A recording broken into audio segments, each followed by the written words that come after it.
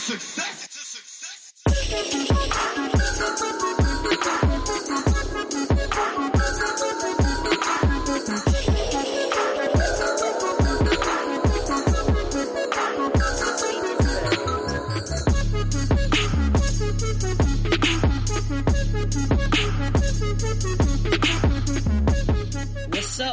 What's up? Welcome to your favorite podcast, The Ain't Shit Show, the home of booze, views, and unpopular opinions.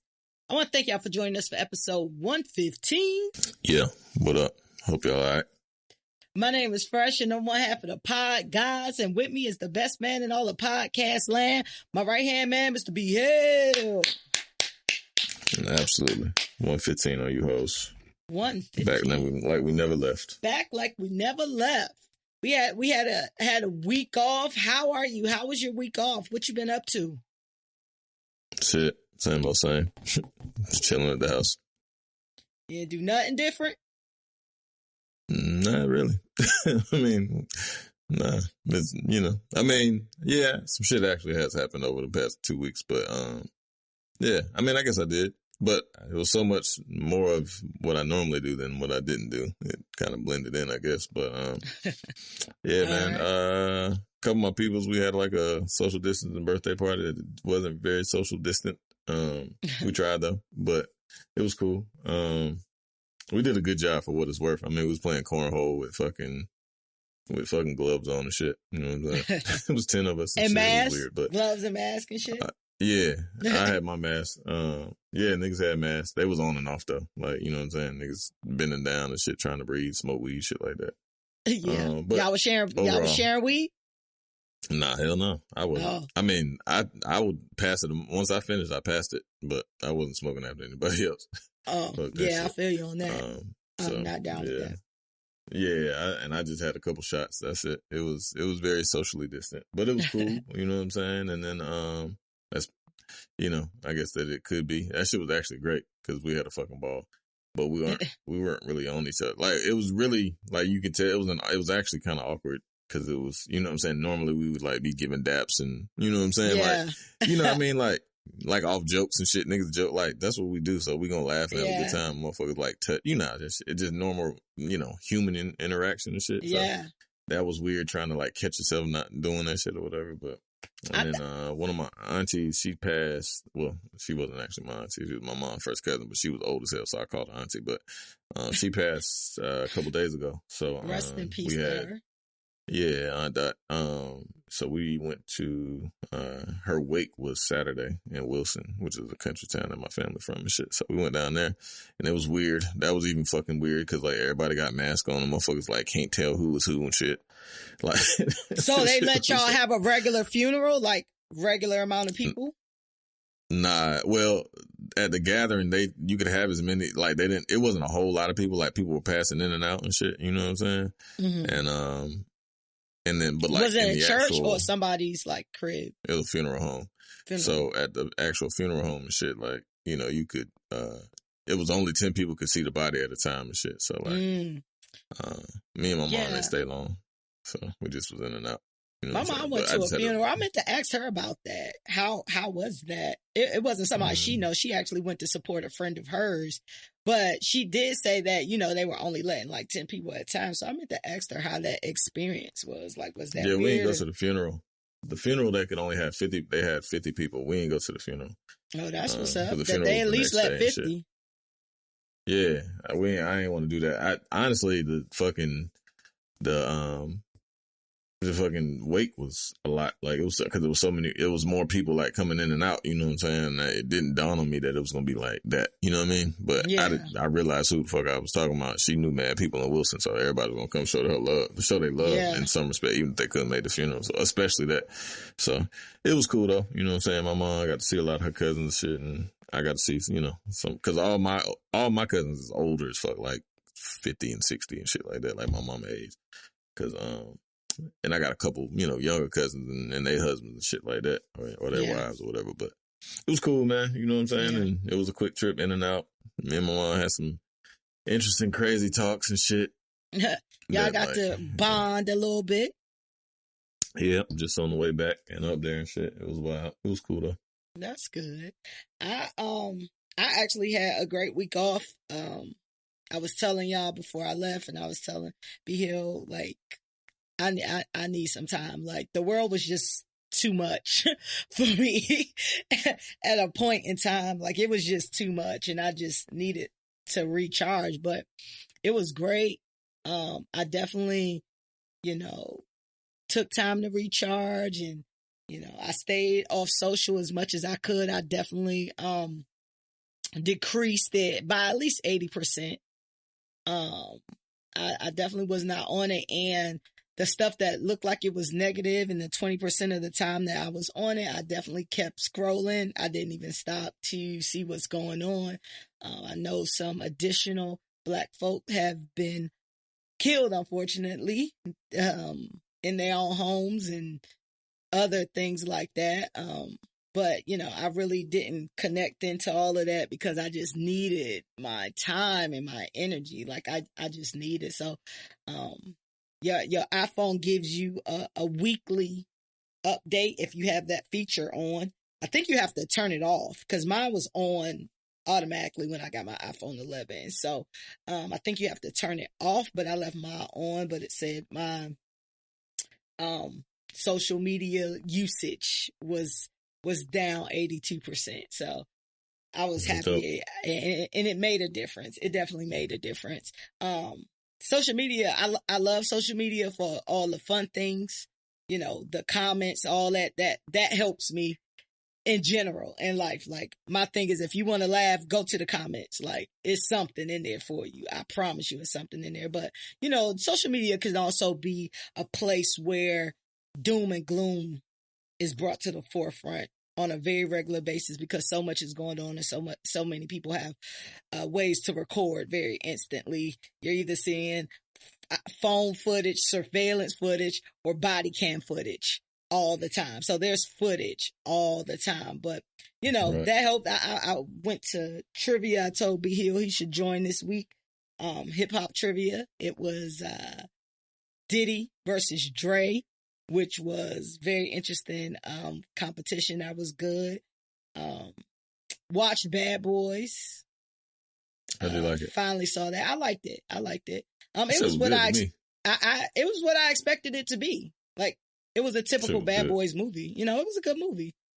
Yeah, I enjoyed that shit. That shit was good to me. Motherfuckers was hating on it. That shit was good. What they didn't like about it? Said it was like too predictable, and like Martin that like he didn't want to be there. I'm like, that nigga was killing that shit. Like, Martin was funny as hell in that motherfucker to me. Like, but whatever, How was it predictable? So they knew that. Well, I ain't gonna give y'all the spoiler, but they knew the end was the end. Man, that shit been out. I still want to give people their time. Yeah. For that particular thing. Yeah, I don't think a lot of people saw it. Because when I was asking people, they said no. It was the number one movie in the world. Okay. When it came out, that shit was the number one movie. I don't know a lot of people who saw it. A lot of people didn't see it, but a lot of people. I mean, it was the number one movie, but yeah, a lot of people that I know have not seen it, and I told them that it was available streaming. So I guess they went and saw it, but so I don't know that end that plot twist was. Nah, I didn't predict that. I knew that shit. I didn't predict that they had like a relationship. I didn't predict that. Yeah. I saw that coming. But hey, Armando, he was fine, except for he had lady hips. I didn't like that, but he's cute. Who's Armando? I can see, the lady's son, the villain's son. Dude. Yeah, that was. Oh yeah. But yeah, I didn't. Is that his real name, or was that his name? That was his name on the movie. I don't even know what his real name is. Okay. I thought you knew him, like, I thought his name was Armando. No, that was his name on Bad Boys. Like, yeah, I definitely don't remember that. But yeah, that was, I just watched it. So it's fresh. It's fresh on my mind. I watched it, this weekend just passed, actually. But it was good, and, did some self-care. That's always great. Like, y'all gotta recharge, man. Like, whether you know it or not, the world probably weighing on everybody a little bit. So, it just feels good to pull away. Even though we're in a position right now where we have a lot of time, that doesn't mean we have a lot of sanity. You know what I'm saying? Mm-hmm. But speaking of self-care, I also watched Insecure. Did you watch Insecure? Oh, I have to watch Insecure. My Sunday is not complete. It was my whole shit was The Last Dance and Insecure. Like, that shit was the past 4 weeks because they came on at the same exact time. So like, I've been rocking with them shits. Like, no, I think Last Dance came on a week after Insecure premiered and shit. So like, that shit's been my Sunday night, and now the fucking Last Dance is over. I'm sad as fuck. Like, I'm looking forward to Issa, obviously, but like, it was a nice 2.5 hour block of time, you know what I'm saying? that I can allot to my day and enjoy it every second of it. But oh well, it is what it is. When we talking about Insecure, who is wrong? Who you think should apologize first? Molly's a piece of shit. Spoiler alert, we will talk about this. If you're a Molly, so fast forward if you haven't watched Insecure. Get out of here.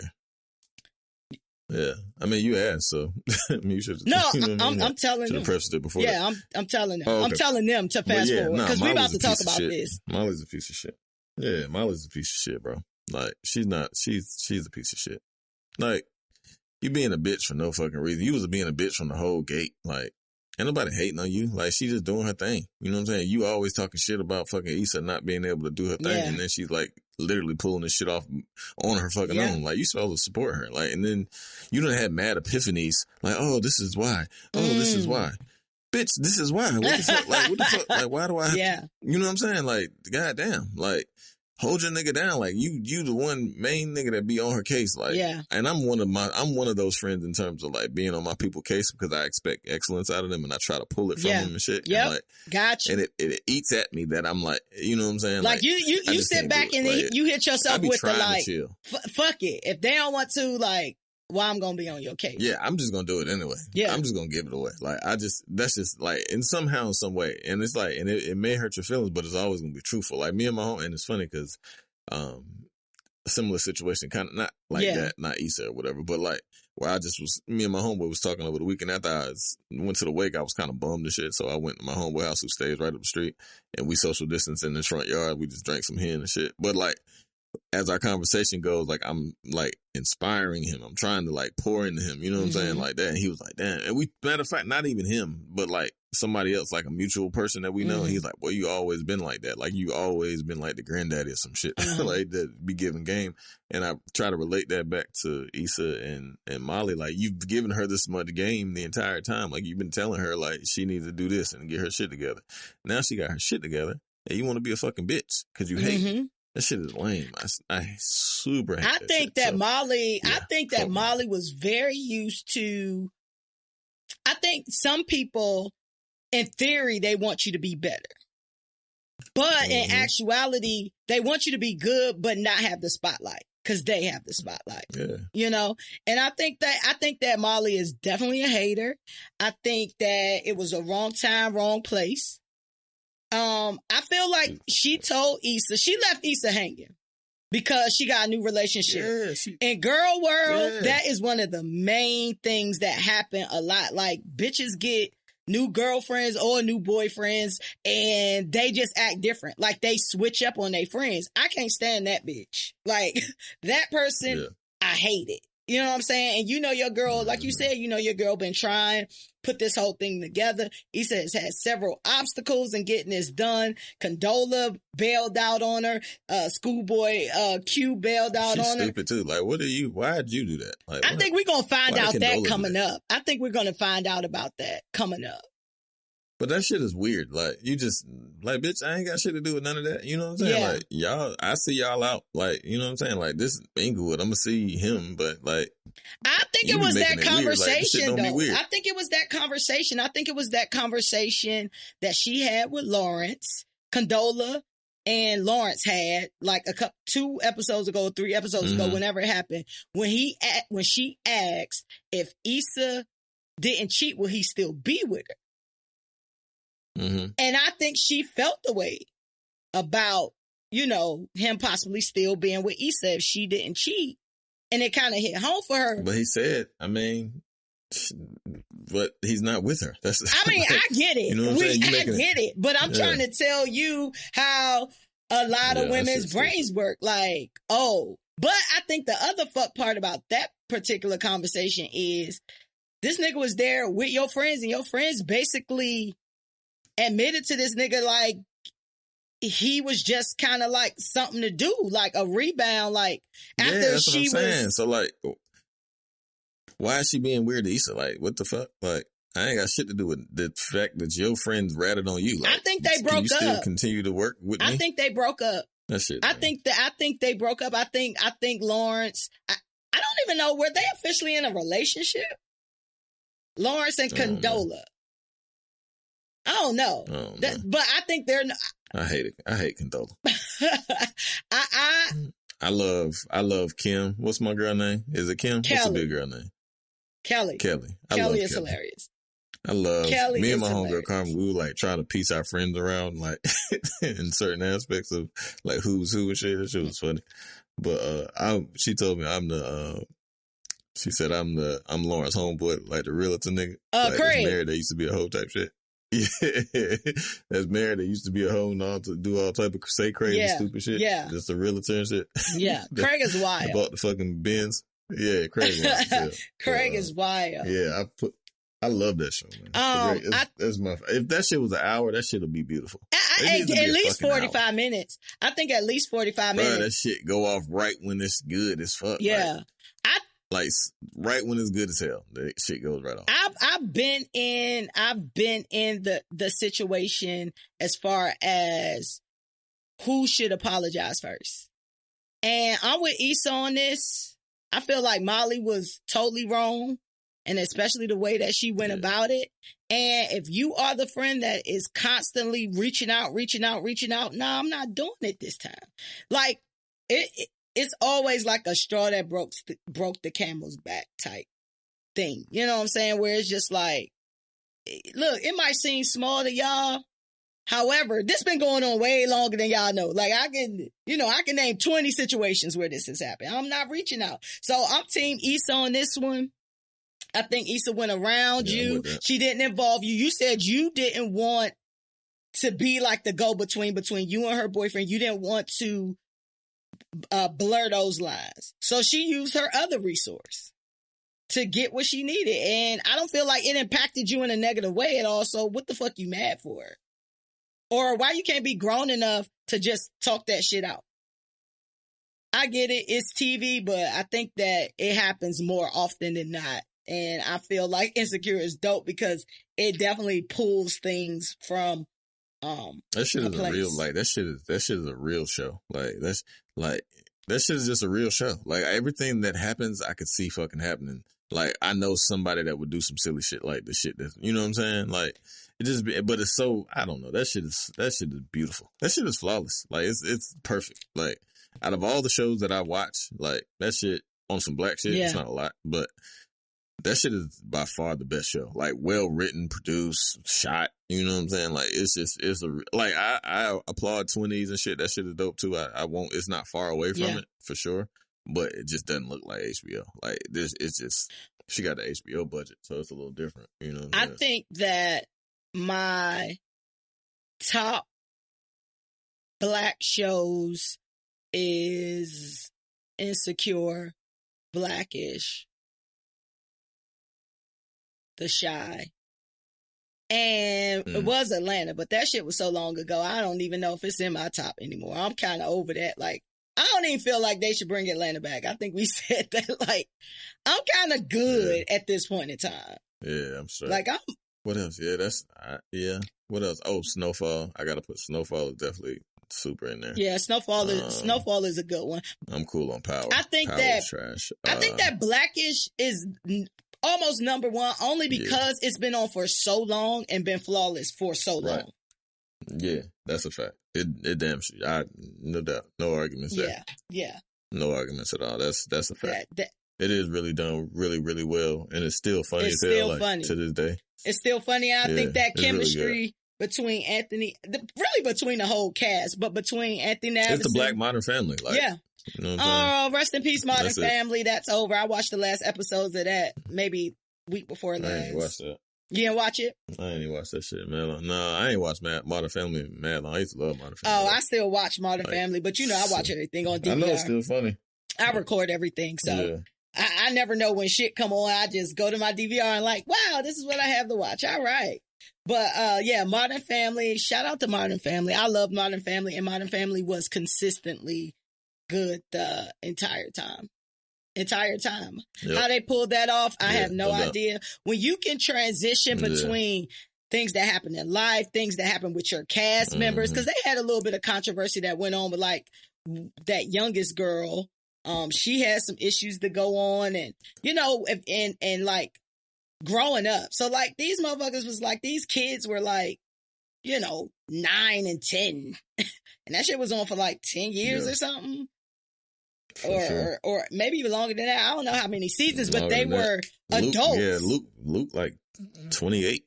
This nigga Luke, I know Luke since he was fucking 2, like for real. Yeah. So the little Asian girl, she like 24. She be doing mad like burlesque like parties and shit at fucking at Tao. At Tao, that was so racist. I know, and I didn't. As soon as I said it, I didn't mean it. I was gonna say like I can't remember any other clubs in fucking Vegas that everybody would know. But I mean, it's okay. They got Asians that work at Tao. Why she can't work there? Shit, don't do Lily like that, man. Don't do Lily like that. Lily could be doing burlesque shows. She could be a fucking classically trained dancer and be doing burlesque shows. Hey, well, I need my damn money back for classically training you if that's where you ended up. Damn, some burlesque. You could have did that for free. We all start somewhere. You could have danced burlesque without all the training. Somewhere.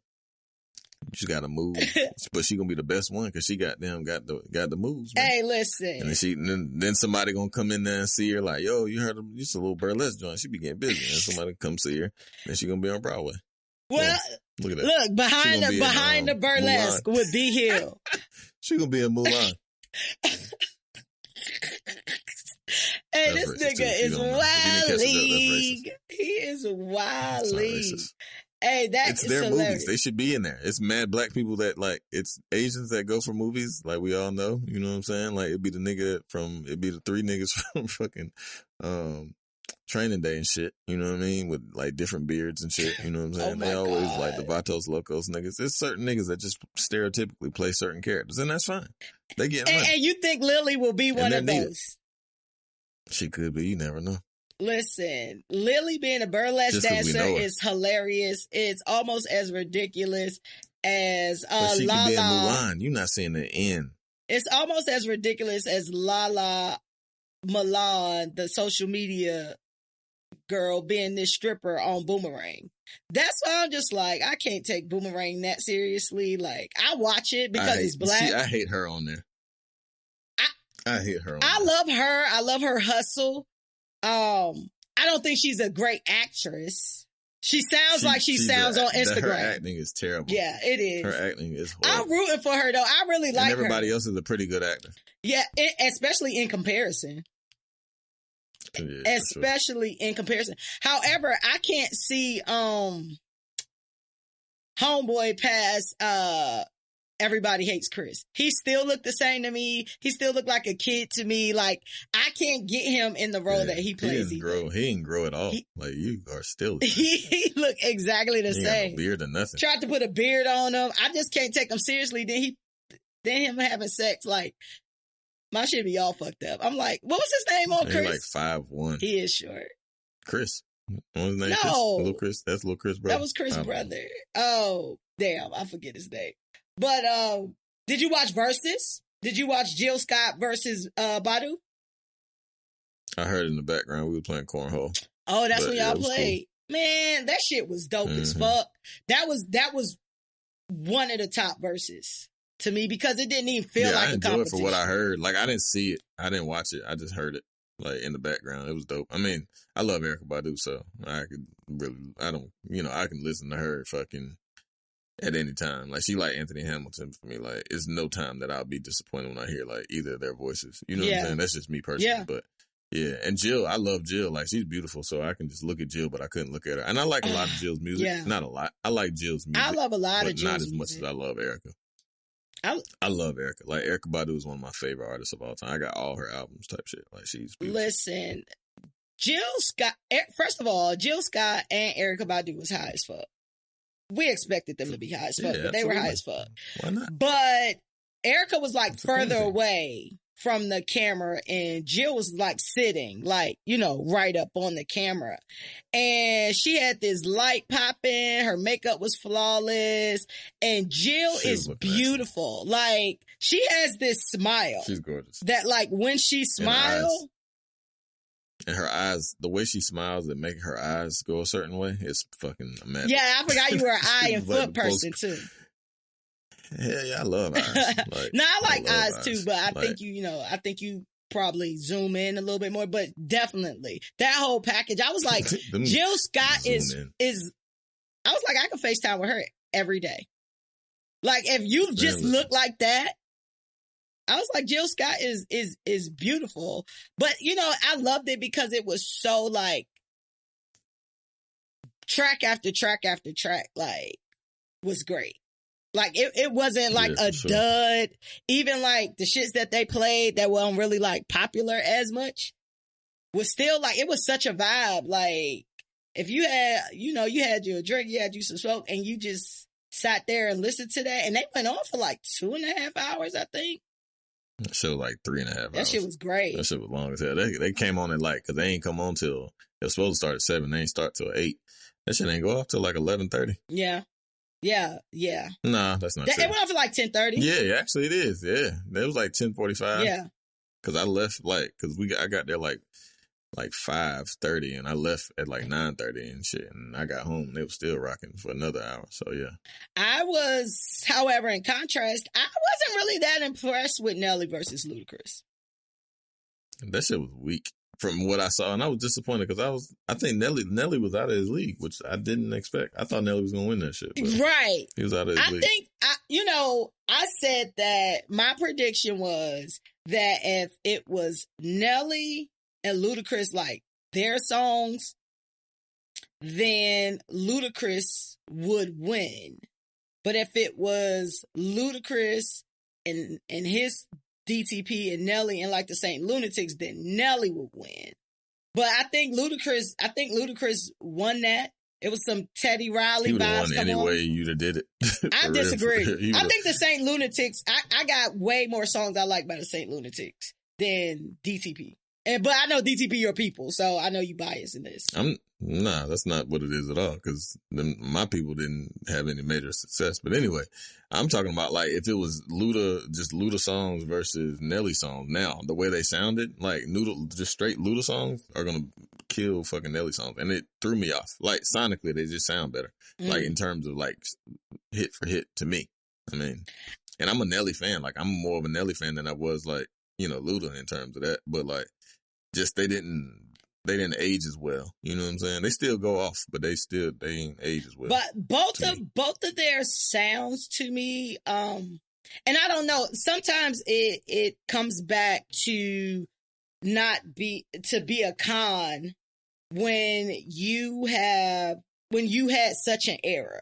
Like Nelly had an era, Ludacris had an era where they had like great music. So when you hear their music, you automatically think back to that era. So new music that they make sounds dated to me.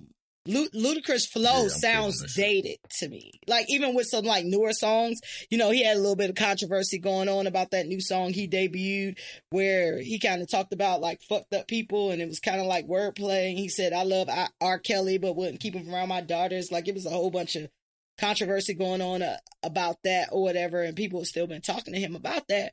But, you know, I definitely think Luda won that battle.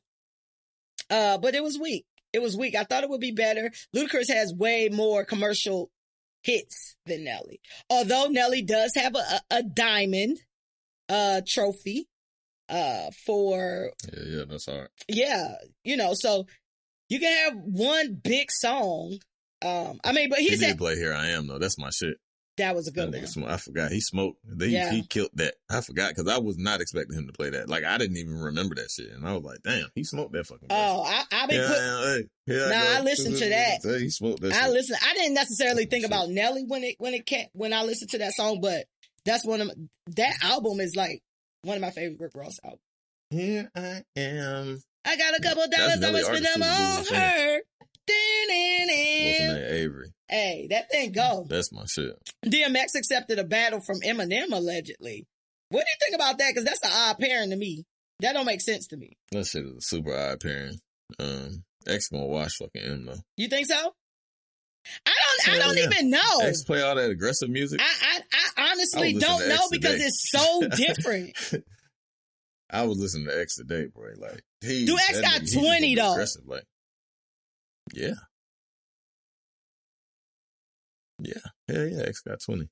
Like, X got 20 songs that he could play. Like, he got hits. He got, like, shit album cuts that, like, niggas know. Like, that's what I'm saying. Like, do he have hits? Like, I like DMX too. Don't get it twisted. I wonder if he has 20 hits. Sometimes we be thinking niggas got way more hits than they have. I mean, even if you don't play hit, like, if you got 10 hits and then 10 fillers with album cuts, DMX, like, yeah, like, that's DMX. You know what I'm saying? Like, he got shit. Like, even and niggas, like, DMX sold 5 million albums his first. Like, he can play his fucking first album. You know what I'm saying? Like, and then he came out with another album that sold another 4 million within a 14, 15 month span. So that's really like 2 albums that went like 10 platinum. He damn near got a dime himself. If you think about it in terms of like close range, he the only person to ever do that shit. You know what I mean? So I don't know, man. X can, I mean, and M got shit too though. Let's not front. Like, M got shit. Like, I know Eminem got a lot of shit. That's why I'm just like, do X have? It's odd. Like I said, sonically, I can't even really compare the two. If you said, you know what I mean, like, I feel like, you know, DMX needs to be up against like I can see DMX up against like a 50 Cent. Yeah, that'd be good. I can see that. 50 got shit too. And 50's kind of aggressive. Dope. You know what I'm saying? Like, I can see that. With an Eminem, I would see like I feel like Eminem got to be up against like a wordsmith. I don't feel like DMX is a wordsmith. I feel like DMX makes great music and DMX can rap. But I wouldn't necessarily, I don't think DMX is in many people's top 5 as far as lyrically, or even top 10 lyrically. At one point, he kind of was. Like, X super fucking nice though. Like, get at me dog days and shit like that. I don't know. I love DMX. Like, that's my nigga. Like, I grew up, like, you know what I'm saying? I remember the first time I heard X, like, on a Bad Boy 4 mixtape and shit. And it was, niggas done started some shit. And I was like, what the fuck is this? It was the Locks and Mace and X, and he went last. And I was like, who the fuck is this nigga here? And like, once I like started listening to more, and then I had got like, I remember we had the bootleg copy of As Dark as Hell Is Hot and shit, and they had like Stop Being Greedy and a couple other songs. It was like 4. It was like a little EP. You know what I'm saying? Now, Stop Being Greedy. Like, that's my man. Listen, he play that. What niggas gonna do with that? Yeah. Like, what niggas gonna do with that? You know what I'm saying? Like, you do that, you got them play Get At Me Dog, fucking Rough Riders Anthem, goddamn. But don't sleep with like M don't have joints though, B. Like, you trying to make it seem like M don't have joints. I'm not. I love Eminem. Like, the Slim Shady LP is one of my favorite rap albums of all fucking time. Like, or the whatever. Yeah, that's the one. That's definitely one. And Marshall Mathers. I know that shit from front to back to this day. Like, I can rap that whole motherfucking, like, I love Eminem. But in terms of like aggression and shit, nah. It's gonna be hard to beat like what these bitches want. Like, all the bitches gonna be with DMX. Like, he lost off the rip. Like, all the black women is gonna be with DMX. Like, black women forever gonna love DMX. Like, you know what I'm saying? I like, agree. To this day, like, motherfuckers, like, it's some old aunties that love X. Like, you know what I'm saying? Like, yeah, through the drugs and all, because it's like women just like that rugged, you know what I'm saying? That type shit. And he just women love a shit. project. So yeah, he loves that. You know what I'm saying? Like, he gonna have the women. Nah, niggas can't fuck with X, cause not no goddamn Eminem. That's a weird pairing to me. Like, I don't know if that's true. Yeah. I read that on one of the blogs. I have not seen that posted on Verzuz. So that'll be interesting. I don't see Eminem accepting that. Joe. What you say? But Busta Rhymes called out Fat Joe though. That would be a good one. Let me see. Busta and Fat Joe. I'm pondering. Fat Joe got stupid hits. No, Fat Joe got stupid hits. Fat Joe has hits. He got stupid I don't think he has hits, as much as Busta Rhymes, though. He doesn't. But he got shit though. Fat Joe have 20? I think of Make It Rain. I think of Lean Back. I think of. Hold on. What are the Fat Joe hits? Give me 5. What's Love? Yep. He got hold on, man. Fat Joe had 20 though. I don't feel like Fat Joe got 20. And I don't feel like Fat Joe got 20. I don't feel like Fat Joe got 20. I think Fat Joe can hang in there with maybe 10, and I think that'll be stretching it. I think that will be stretching it for sure. Hold on, I'm about to go to Apple Music. Oh. I'm trying to play my nigga. And you said Busta Rhymes. Busta Rhymes definitely got joints. I don't even know if Busta Rhymes got 20, but I know Busta Rhymes can get you a quick 10 though. I think Busta Rhymes can give you 10. Man, hold on now. This nigga got What's Love, okay. Lean Back, All the Way Up. All the Way Up wasn't a hit, but he can play that. That wasn't a hit. I don't think All the Way Up hit like he wanted it to. Did it even chart? That shit, hell yeah. Where's that charted? Triple platinum. All the Way Up went triple platinum? Okay. That shit. Are you saying that? Or is that a B Hill fact or a real fact? No, that's a fact. Okay. You can look at him on him and Remy Instagram. Okay. That nigga got shit. He got Money Showers. He got mad shit. All the way up. New York. He got New York. He got. What's New York? Another round with Chris Brown. New York with him and Ja Rule and Fat and Jada. He got. But that's shit, well. I don't consider that a Fat Joe song, but okay, we'll give him that. I mean, he could play it. If niggas is playing songs that they got, like, he got some shit though. Yeah. Hold on, All the Way Up wiki. I'm trying to see if that joint went triple platinum for real. That shit sold a lot of records, yo. You know, triple platinum different nowadays. I mean, it's still 3 million, but in terms of like streams and all that shit went crazy. I think they got a Grammy for that shit. He got nominated for a Grammy.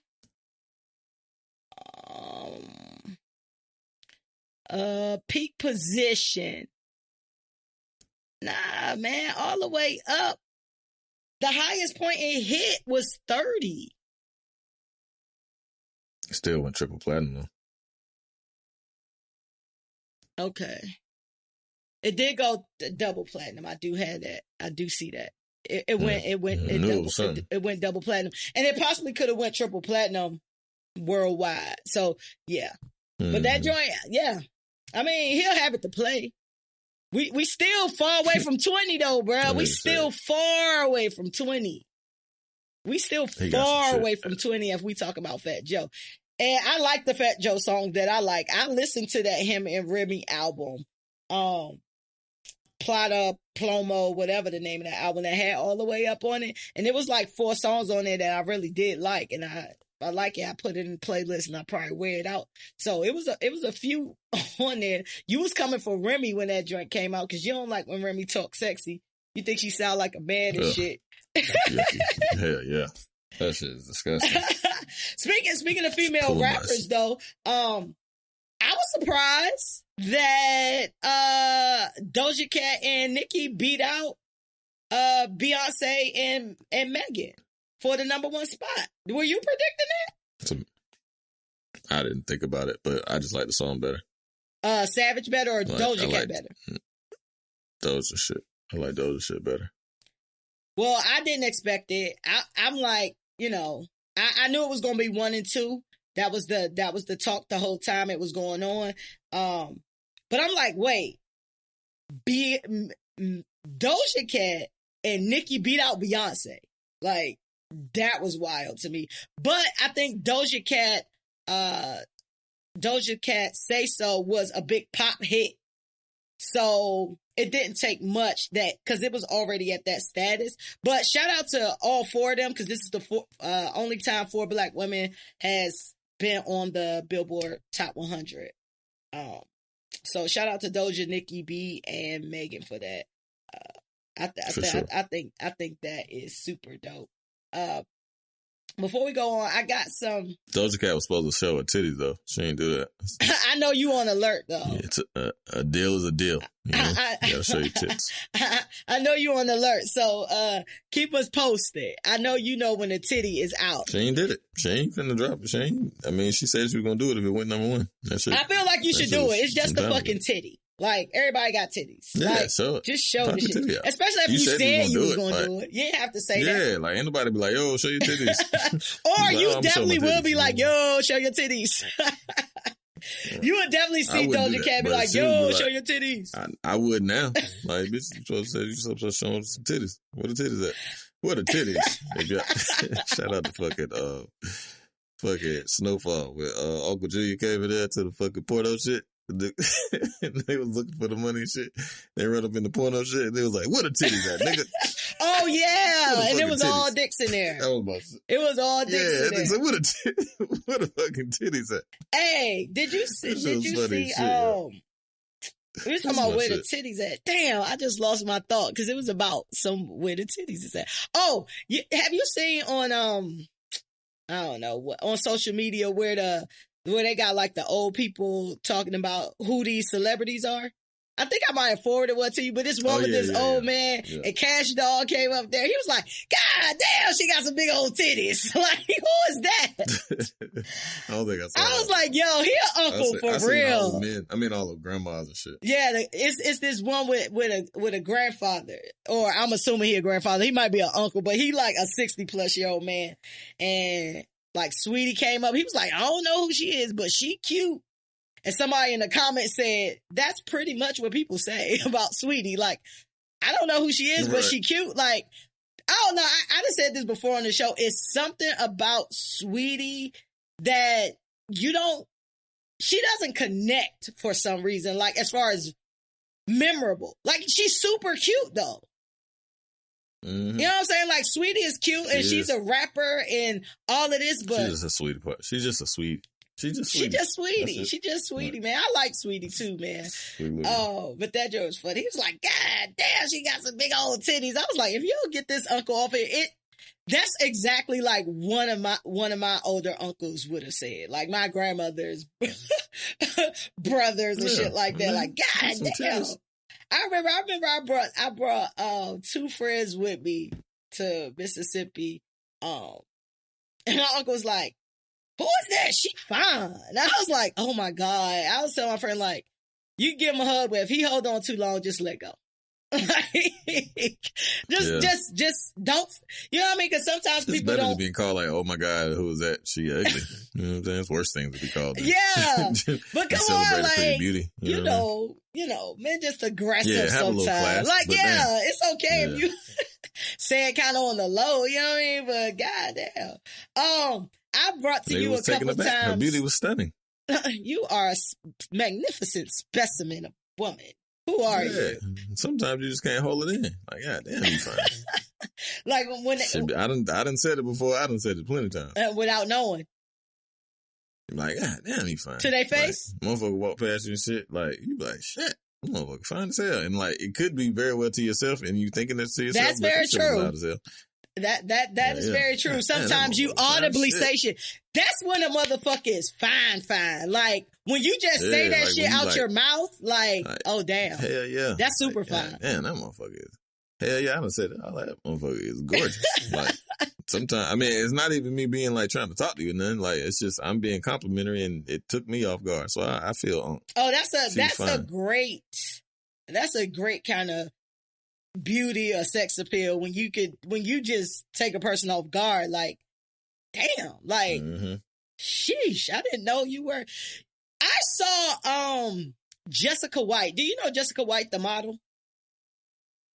She dated like Nick Cannon, and she's like a legit model. She's not like an Instagram model. But Jessica White, I saw her at an event in Atlanta, just chilling about, people just move about in Atlanta. And we were like face to face, and I was like, damn, she pretty as fuck. Like, I didn't know, like, it take a lot of makeup, but she like was like I can't necessarily say natural face, because when I be thinking bitches had a natural face, they don't.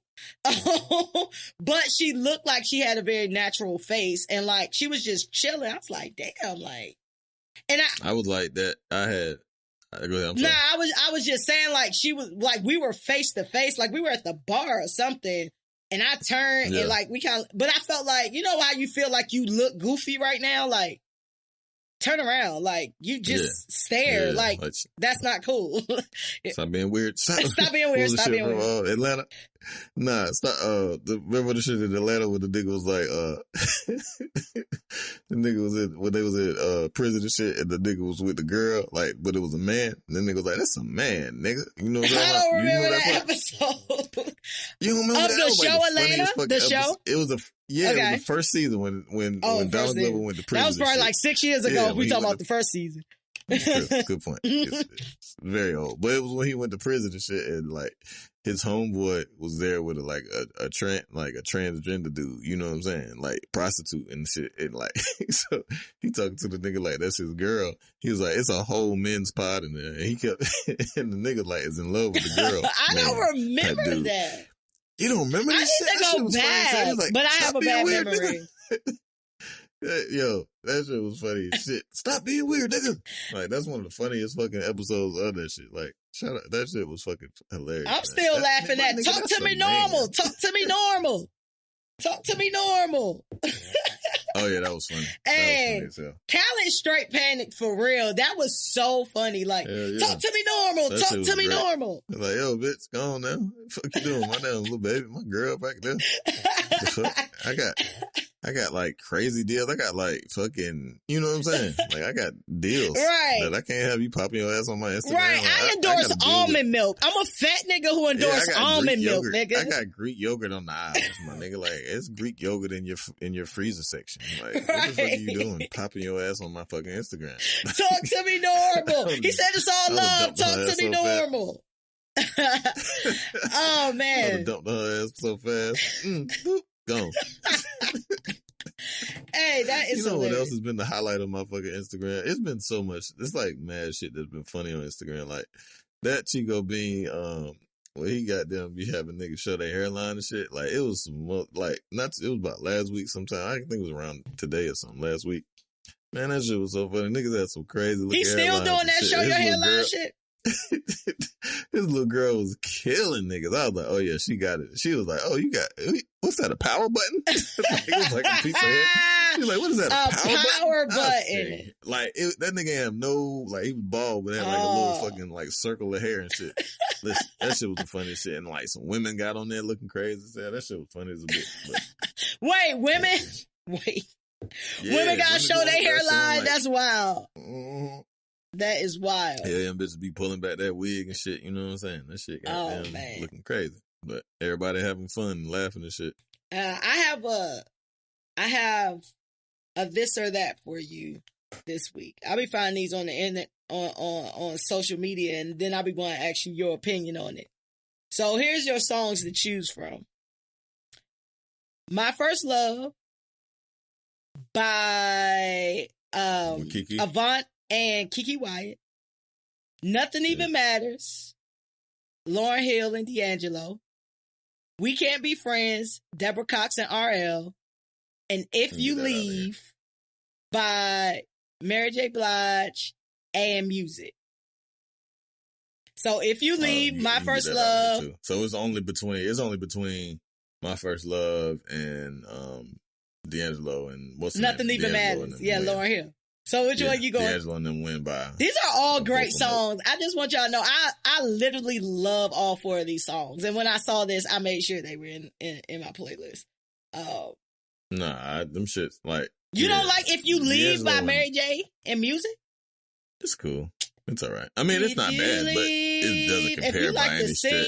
That's a good one.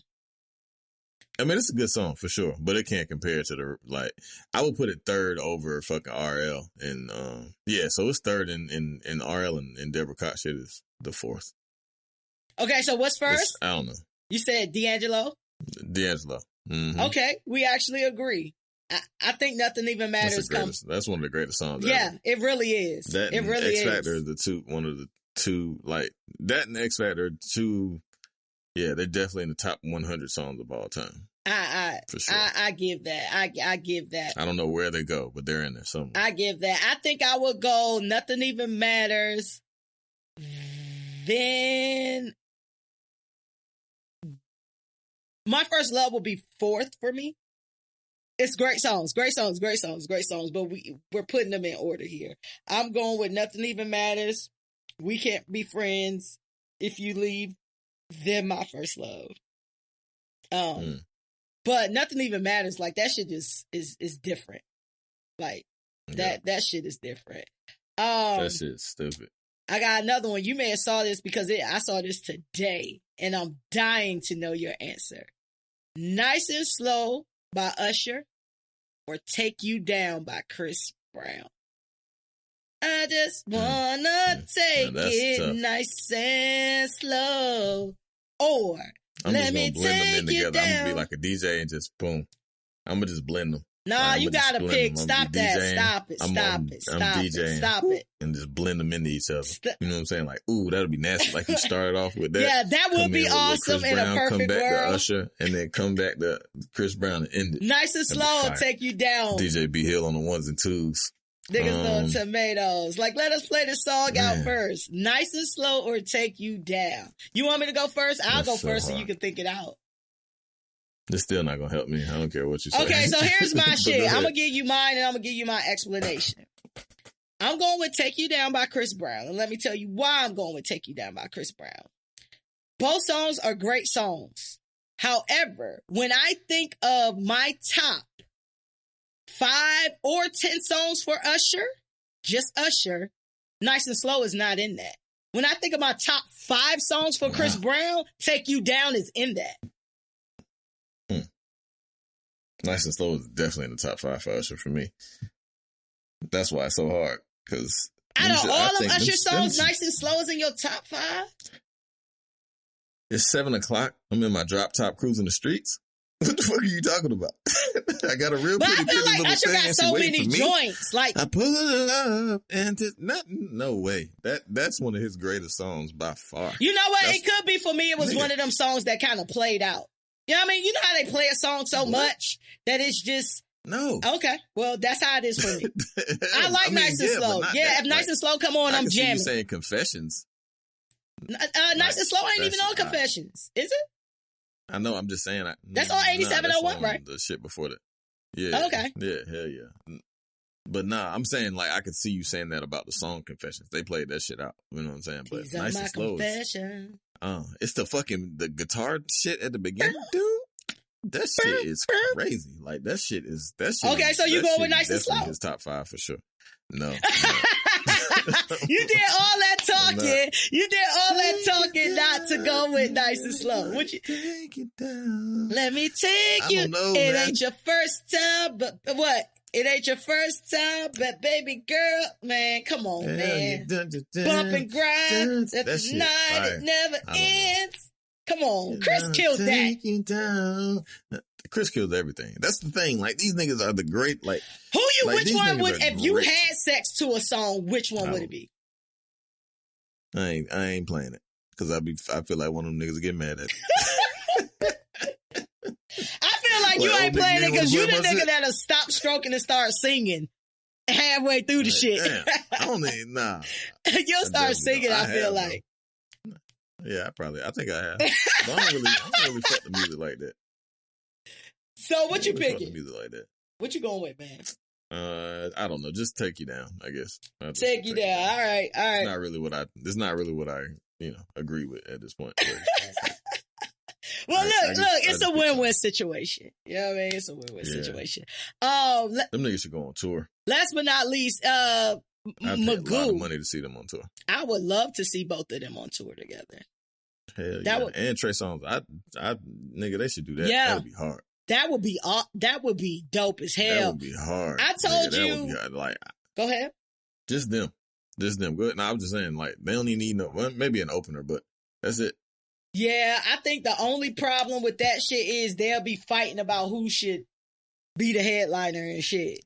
You know what I mean? Like, man, y'all just switch that shit up. Yeah, that's what they would have to do. Just one night you do it, and you know what I'm saying. Split the money. Fuck it, man. Y'all niggas rich. Ain't like it's about the fans at this point. You know what I'm saying. Y'all gonna get money regardless. Like, I don't think the motherfuckers give a fuck about no fans. Just pleasing no fans. It's about ego. We already saw Last Dance. Should be about ego. Like let's, like, you know what I mean. Like, I'm the best, and the best gets seen last.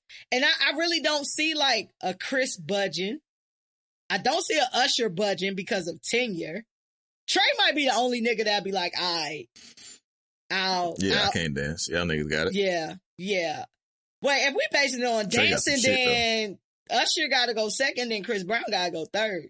Cause Usher been doing the same dancing. Yeah, for sure. I'm just saying like, yeah, Chris Brown smokes Usher in dancing for sure. Like, we know, but Usher can dance though. Like, I think Usher been doing the same dances though. So, I mean, a pop lock is a pop lock. Like, Omarion and Usher is a pop lock or is a pop lock. Like, great, you perfected the pop lock.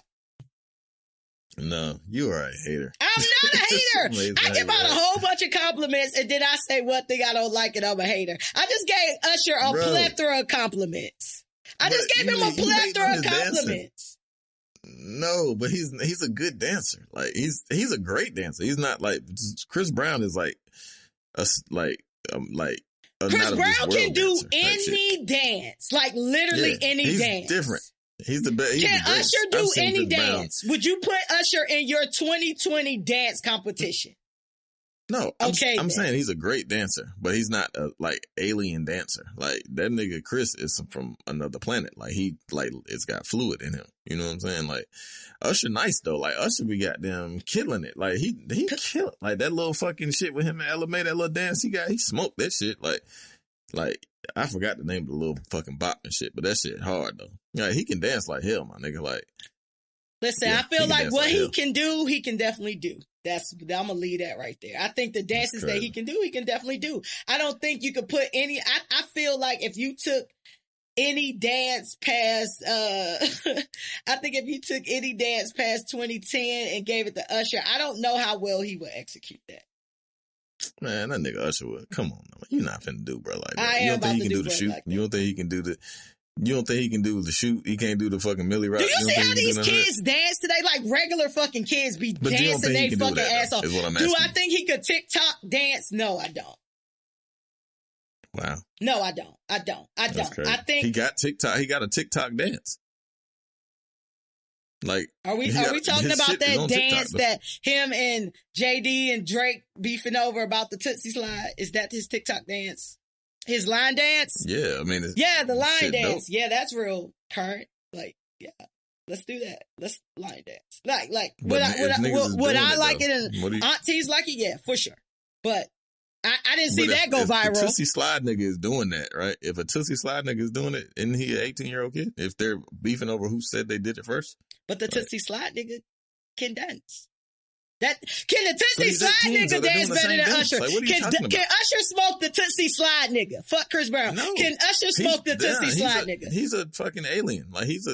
We always got excuses. It's okay for you to love Usher's dancing. There's no problem with that. But we're not gonna say Usher is current. Usher is current. Like he got to. Okay. Usher is current. No need to belabor the point.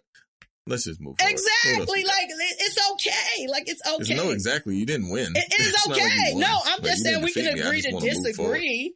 But you haven't presented nothing that disproved what I said. So, I mean, it's just to agree to disagree. Yes, I did. What did you say? I missed it. What was your point I missed? Bro, I don't feel like all right, bet. Worst rapper. Last but not least, worst rapper. So Magoo came up and they said Magoo was the worst rapper. And I was like, hell no. I don't feel like Magoo was a bad rapper. I feel like Silk the Shocker is definitely a worse rapper. Who you feel like is the worst rapper that was kind of popular? Them? Blueface. But like in that time, like, cause it's a lot of trash rappers now. Consider that shit. Yeah, that's not for me. I don't give a fuck about that shit. But Magoo, E40, Silk the Shocker. Who was the worst rapper out of them? E40 nice. E40 nice. You're not finna put E40 in the same group with them niggas. E40 can rap. I like E40 songs. I'll say that. Right. I like his song. I like Silk the Shocker song. But he say some shit though. But he can rap better than all three, the other two niggas by far. Like Magoo stinks. His voice is the worst. He's got a terrible rapper voice. Like he never. I feel like Magoo put words together better than E40. Like Up Jumps the Boogie. So I like what? Say that again. You like Up Jumps the Boogie and Boogie Jumps the Beat. That shit was trash. Nah, that shit was garbage. That shit went for that time. That shit am I saying he's a lyricist? No, but I don't think he was a trash rapper. I think there were a lot of rappers that were worse than Magoo. Cool. I'm never picking up a Magoo tape. You didn't listen to none of them Timbaland and Magoo songs. I feel like you're lying. I hated him. I liked Tim, and I liked the beat, but I hated Tim raps. To be keep it a band, like Tim didn't have the best raps, but his beat. But Tim wasn't a rapper. Like neither was Magoo. But Tim was a producer who was rapping. Magoo was a rapper who was rapping. That's the difference. Yeah, that's like saying you don't like Diddy raps. Diddy's not a rapper. He was just a... Diddy can rap better than Magoo, though. Diddy don't rap, though. Diddy don't write none of his own stuff. Like, probably, Timbaland probably didn't write his own stuff. I think the best rapper probably out of producers that I think of who are like producers first will probably be JD. Hell no, for real. Nicest rapper producer ever, or Kanye. Well, I guess because JD wrote so much for so many rappers. Like, yeah, but that doesn't make him a nice rapper. He just wrote good rap songs. He's not a good rapper. That means he can put words together for rappers. I don't recall what it means when he's a rapper. When he's rapping his own music, it's not as good as if Pharrell is rapping his own music, or if Kanye is rapping his own music that they wrote for themselves and produced the beat. See, I guess Kanye is a producer, but I guess Kanye did so well in rap. I think of him as I'm talking about like when I first think of somebody. Like when I first think of Kanye, I think of rapper. I don't think of producer, although he is a producer. I'm just saying he makes all his music. He does. I'm not debating you on if he's a producer. I'm just saying what I think of first. When I think of Pharrell, I think of producer. When I think of JD, I think of producer. Kanye had such a great career as a rapper. If white America would say Kanye West, they would be like rapper Kanye West. They would be like producer Pharrell, producer JD. I don't think I'm just saying what I think of. But I get you. I feel you. But I won't debate you on the Pharrell thing because I can't quite process it right now. But, Pharrell got crazy raps that you remember. I was just frontin'. That's a great song, but that's not him. He won't rap on that. He was rapping on fucking Drop It Like It's Hot and shit. Yep. Killed that shit. He did. He dropped like, on. That nigga get busy. He was rapping on fucking Mr. Me Too and shit. Mr. Me Too. That was crazy. A good one. That was a good one. Pharrell goes crazy. Like he's not like he got bars, like bars. Like he can rap. I won't debate you at all on that. I won't debate you at all on that. Cause I think Pharrell is definitely nice. Let me give these people a quick COVID update. So y'all know, before, rest in peace from Roy, Siegfried and Roy. He died of COVID-19. Yeah. Damn, I know that. That is crazy. And also, what else we was given in a COVID-19 update? So confirmed cases are up to 1.56 million in the United States. It was 1.25 million a week and a half ago, last time we reported on this. The good news is 295,000 people have recovered from it. Where it was, that's almost 100,000 more than we reported 2 weeks ago. But unfortunately as well, deaths are up. Last time we reported on this, it was about 74,000 deaths. Now we're up at 92,000 deaths, from COVID-19. As you guys know, all the states will be partially reopened, if not fully reopened, by Wednesday. We're recording this on Tuesday. So by the time you hear this on Thursday, majority of states will be partially opened in some way, shape, or form. Even though 17 states are showing increases and rises in cases, including North Carolina. Yep.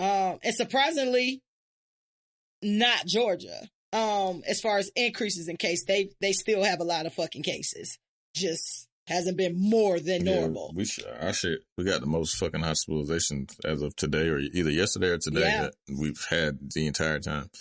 Well, great. Awesome. Beautiful. I know that also New York City and LA has extended their stay-at-home orders until June 13th. So this shit ain't never going nowhere, my nigga. So you're gonna have to, figure that out.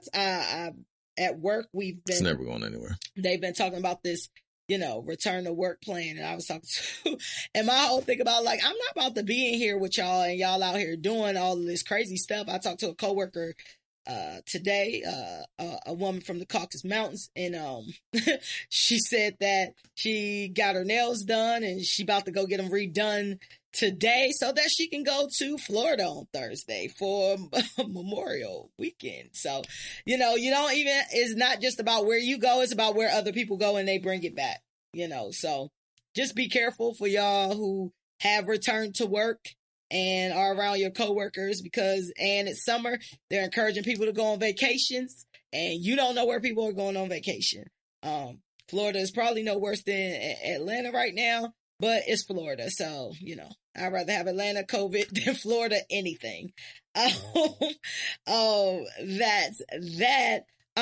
Just to let you guys know, all of you small business owners, the Paycheck Protection Program, also known as PPP, is a small business association loan that keeps the workforces employed during this COVID-19 crisis. This is the last week. So Black businesses, this is the last week for you to try to get those loans. Shout out to Magic Johnson, who partnered with MBE Capital Partners to offer $100 million in loans to minority and women-owned companies. And that will also go through the PPP program at the Small Business Administration.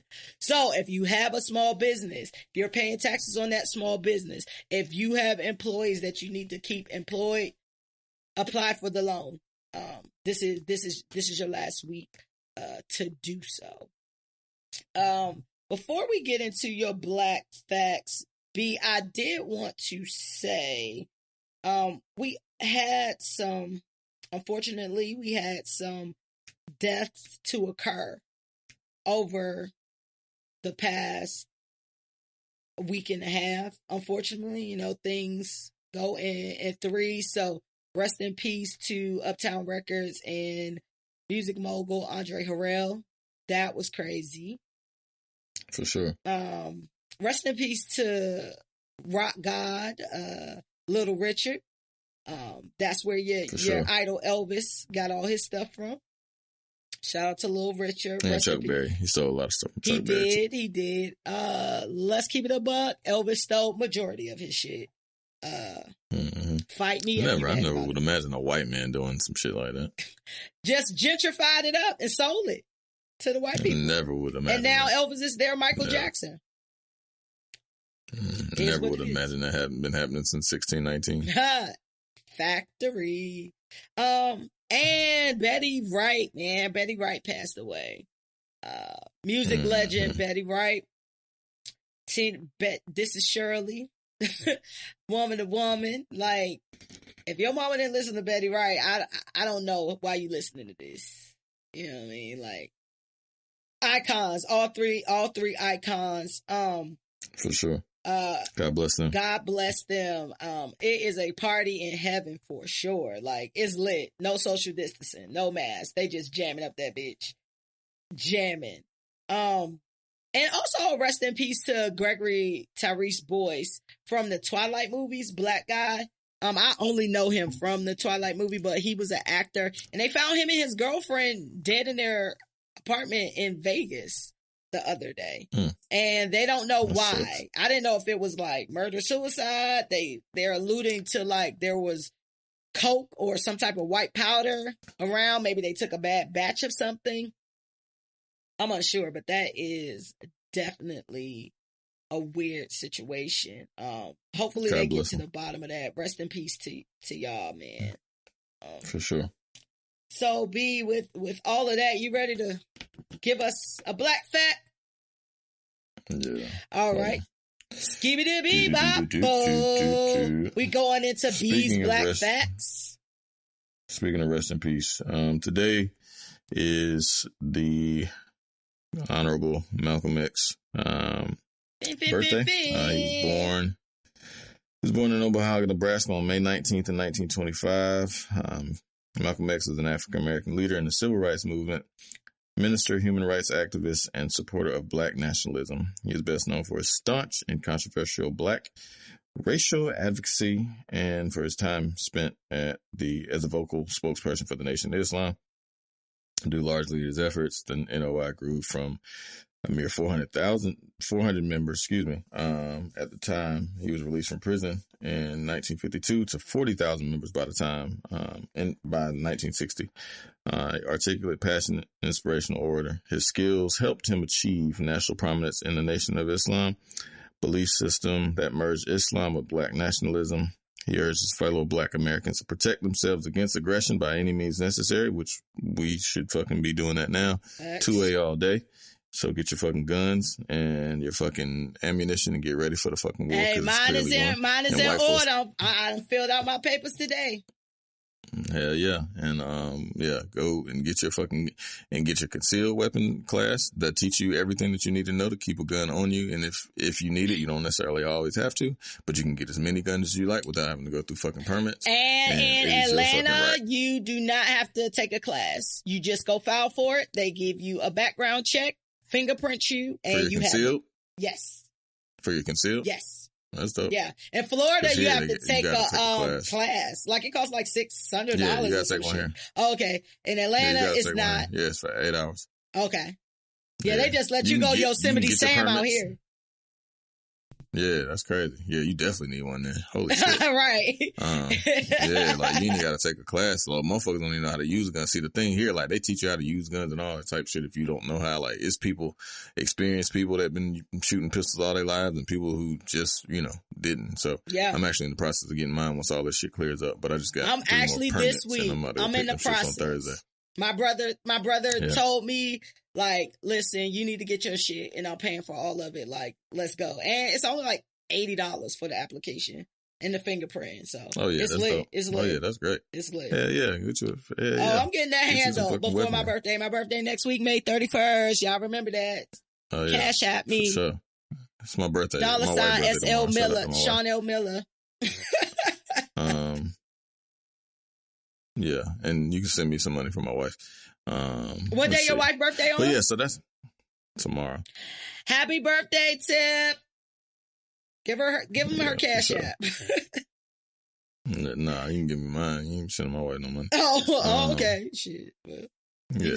But anyway, so yeah, that's pretty much Malcolm X. I mean, we got off target, but that's Malcolm X. He's the greatest. You know what I'm saying? Like, facts. 100. It fucking got away from the Nation of Islam, went to Mecca, made his pilgrimage and his Hajj to Mecca, and realized that the Nation of Islam was on some bullshit, and they were leading him astray because he saw people of all colors celebrating in the glory of Islam and the glory of Allah, and came back and started spitting the real nigga shit and unifying people and changing the era in his ways yet again. Because we're ever evolving people, and he was no different. So he evolved and saw the error in his ways and tried to make it right. But in the entire time, he stayed 100, and stuck to his guns in terms of his mindfulness and his love for his people. So rest in peace to the dear brother Malcolm. Rest in peace to Malcolm X. Rest in peace. He would have been. How old would he have been? 25, right? What's this? 20? So he'd have been 95, right? Is that right? No, that seemed way too old. How old is Malcolm? How old would Malcolm X? Yeah, because if he was born in 1925 and this 2020, it'd be 95, right? Because in 5 years he'd be 100, right? Is it 19? Hold on.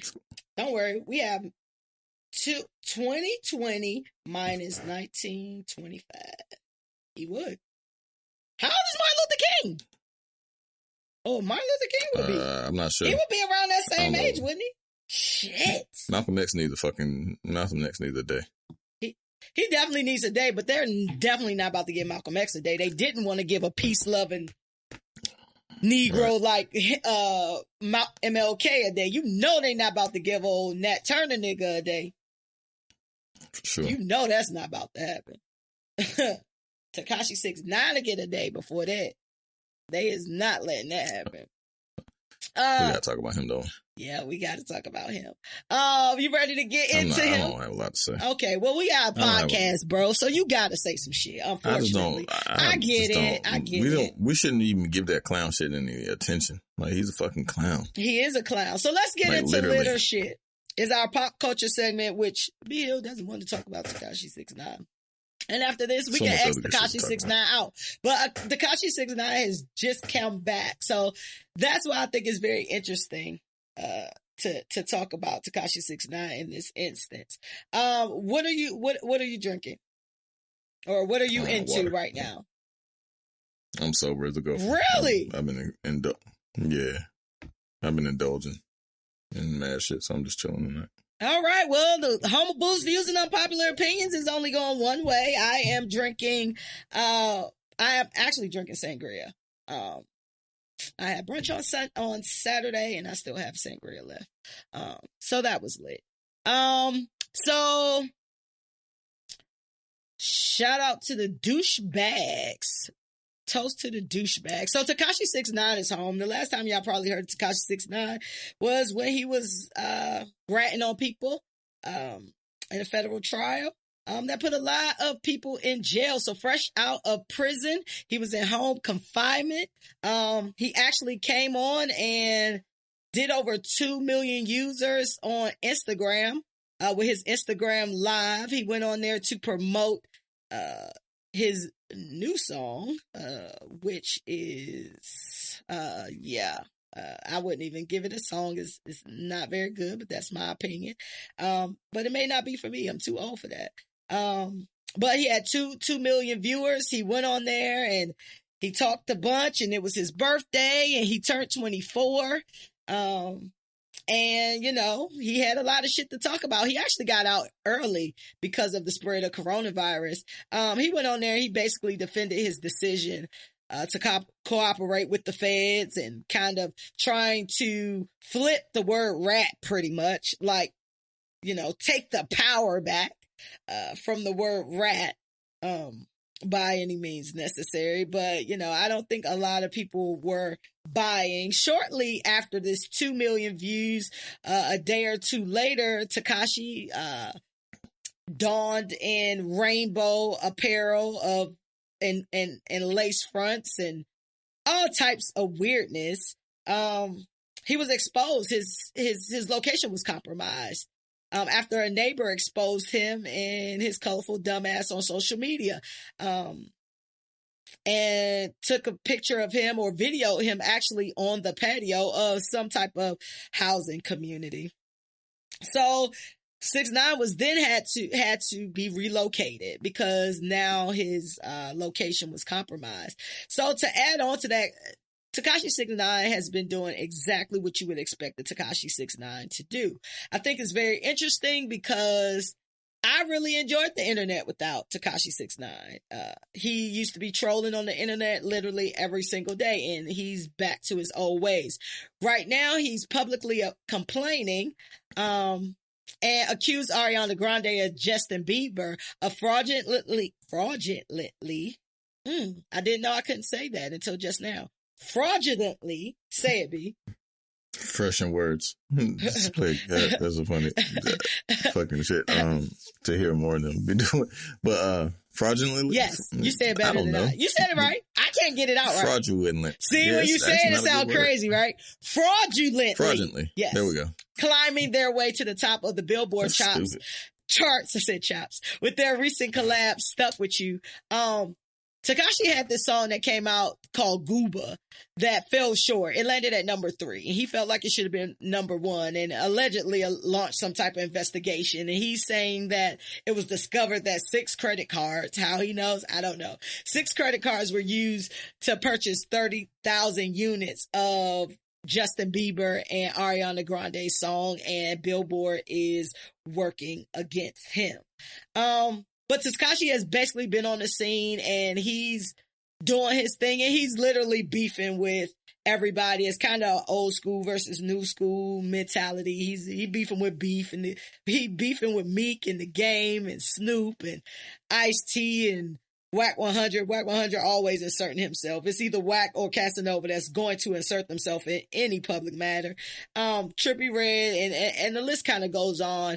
It seems like individuals are either with it, or they are not. You've already kind of expressed that you don't like this clown. You don't agree with anything that he's doing. Is there life out for him? Because he's reaching the charts. These young kids don't really care. I mean, yeah, it's clearly. I mean, that ain't even the question. I mean, he's number 3 on the Billboard. Like, yeah, he's getting 2 million views. Like, of course. Do you like that song? These motherfuckers didn't grow up like. But besides the fact that he snitched, did you like the song? I didn't hear that shit, my nigga. I don't subscribe to anything bro does. Like, I'm cool. Like, he's making a mockery of our fucking culture, and I'm cool. Yeah, I'm not I can agree supporting with that. any of that shit. Like, he's a fucking clown. You don't give clowns attention. You let them expire. That Nipsey, the Great Hustle, said that shit. It was a clip that he, one of the fucking phenomenal Malcolm X-esque fucking sentiments that he had about this shit, like, before he passed. Like, he's a clown. You don't go to that circus. You let him expire and let him expire himself. So I'm cool. Fuck, he's a piece of shit. He's exploiting my culture that people work so hard and gave their lives for, literally, like Nipsey Hussle did. You know what I'm saying? So, like, I'm cool. I'm good. Fuck him. Yeah, I've never been a fan of Tekashi's music before all of this. I never understood it. The only song I remotely liked was Fifi, and that was because of Nicki's verse only. Nicki killed that shit.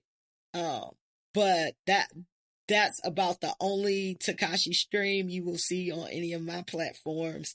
Is he in witness protection? I'm not sure. Like, or is he just hiding his location? He just makes me nervous. You know what I'm saying? Like, I just don't, anything associated with him is fucking flaw.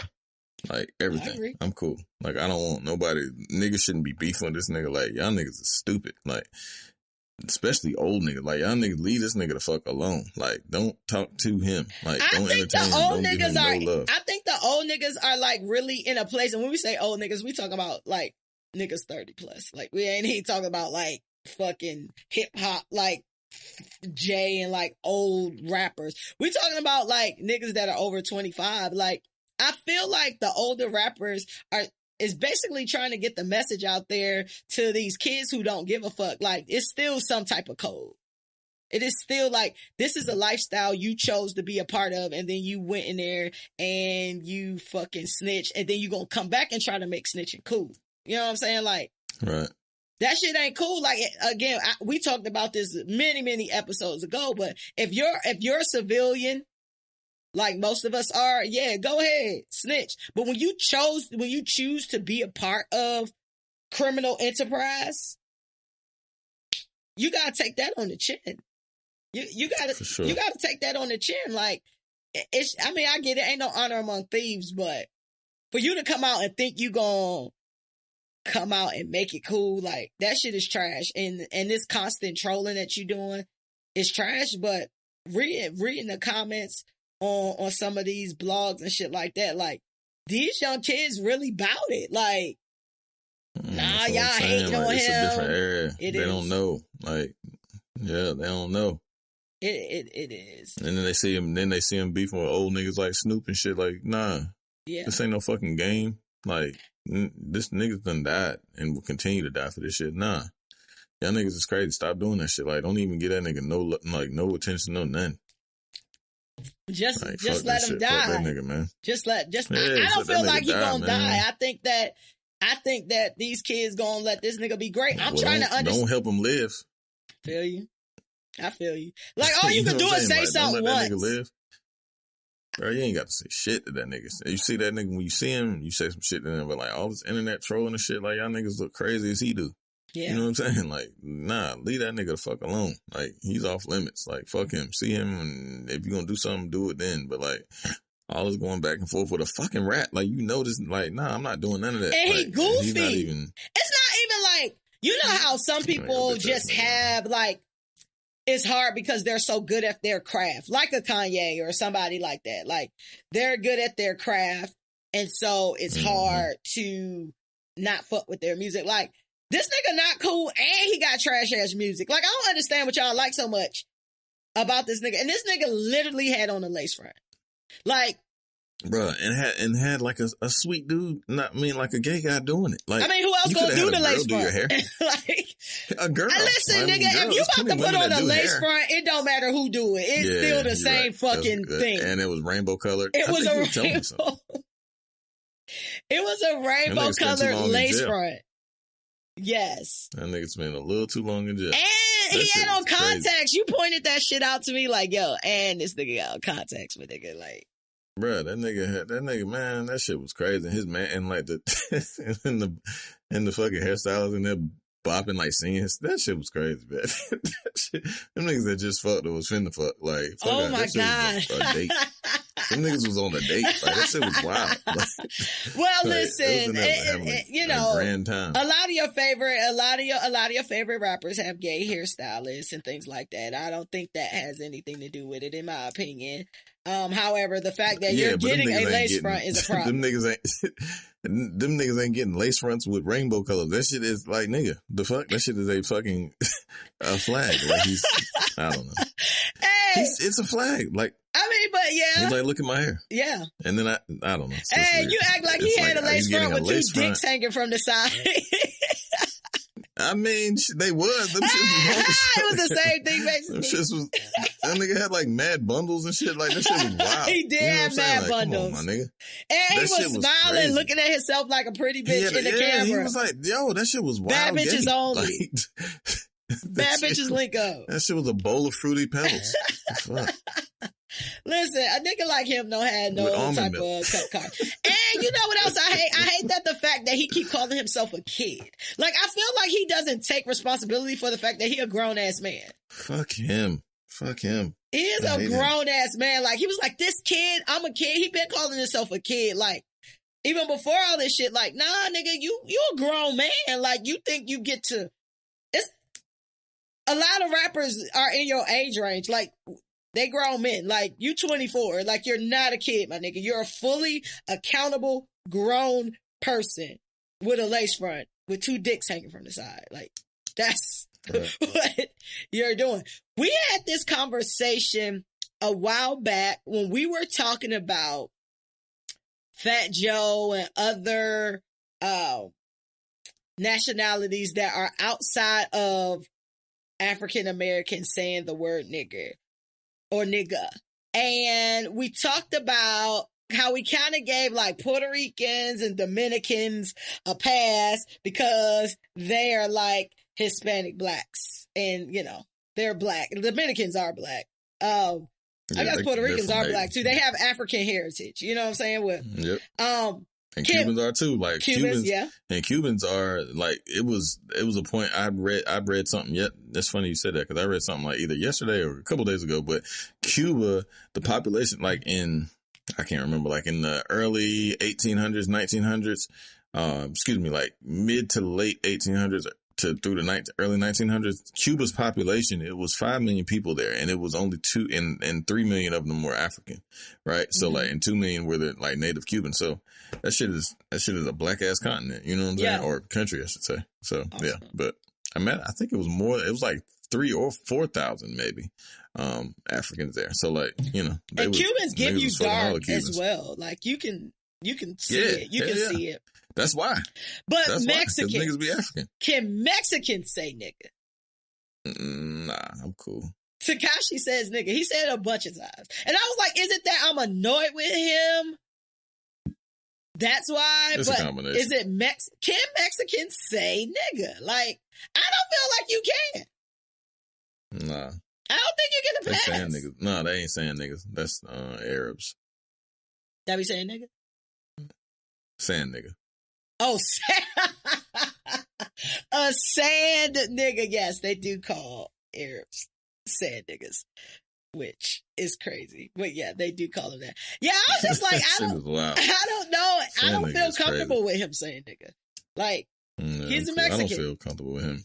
Let's talk about something. You said I don't feel comfortable with him and his 2-dick wig. Tekashi being home, I guess it is kind of unanimous, but leadership. You already know. All right, that's shit. Tekashi is shit. Like, I wish he would just kind of go away. I just don't see it for him. I don't see it ending well for him, to be completely honest. If you got, listen, it's niggas out here dying every day, and they ain't even did nothing. Rest in peace, Pop Smoke, XXXTentacion, Nipsey, a bunch of rappers who have passed away in the past year that didn't even do nothing. Like, you got bounties on your head, bro. I would suggest you simmer down, to be completely honest. And people easily exposing your locations very quick because you can't stay still. You can't hide out and wear rainbows and be everywhere, like, and be okay out here. But yeah, let's move on. So last week, your favorite guy, I'm interested to get your take on this. One of your favorite guys, last week on Instagram Live, Boosie Badass bragged about hiring women to perform oral sex on his underage son and nephews. And he confirmed that not only did she service the 12 and 13-year-old boys, but also serviced his. He basically indirectly admitted on a public platform where he has 8.8 million followers, not to mention all the blogs that picked up on this story, that he condoned the molestation and statutory rape of his nephews and sons. Since he came out and said this, there has been numerous reports to CPS. Boosie has not addressed it, as far as I know. What were your thoughts on this situation? First, he just talks too goddamn much. Like, Boosie, like, he's gotten himself in a lot of trouble just from fucking talking too much. Like, facts. And again, just like, shut the fuck up. Like, he just a mouthy little nigga. You could just tell that. To his own detriment, though.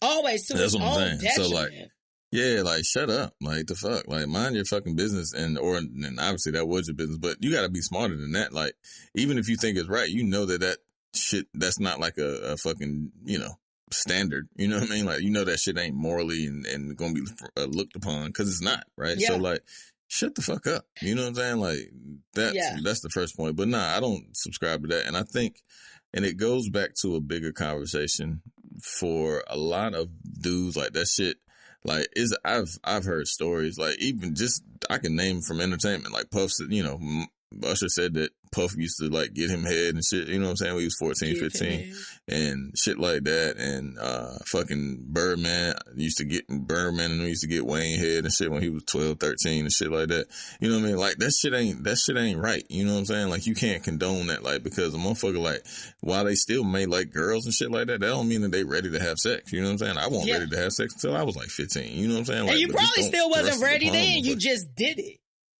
I just did it for sure. Like, I wish I could have saved it, you know what I'm saying? But I mean, it is what it is. Like, I ain't tripping.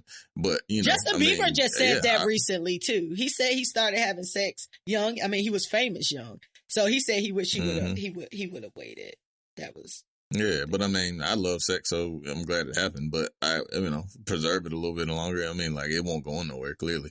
But right. But it ain't going nowhere. You know what I'm saying? Yeah, but at the same time, it's just the fucking perception, you know what I'm saying? And this old fucking folklore, I don't even know if it's folklore, but just this old, like, belief system that, that you ain't got no girlfriend, you ain't got no girls and shit like that, versus, like, I mean, it certainly is a double standard, because you wouldn't pay no nigga to fuck your little 15-year-old, 13-year-old girl, you know what I'm saying? So, like, it's child molestation, regardless how you slice it. If CPS does come and pick Boosie children up, it's perfectly all right. But I think, like I said, the bigger conversation just goes to, like, just masculinity in its whole. Like, we have to like unlearn some of that shit, because that's where we had the conversation about the toxic part of masculinity. Like, this is toxic masculinity, and you and I had a debate. I guess I just hate the word toxic. It is, but how else would you define this?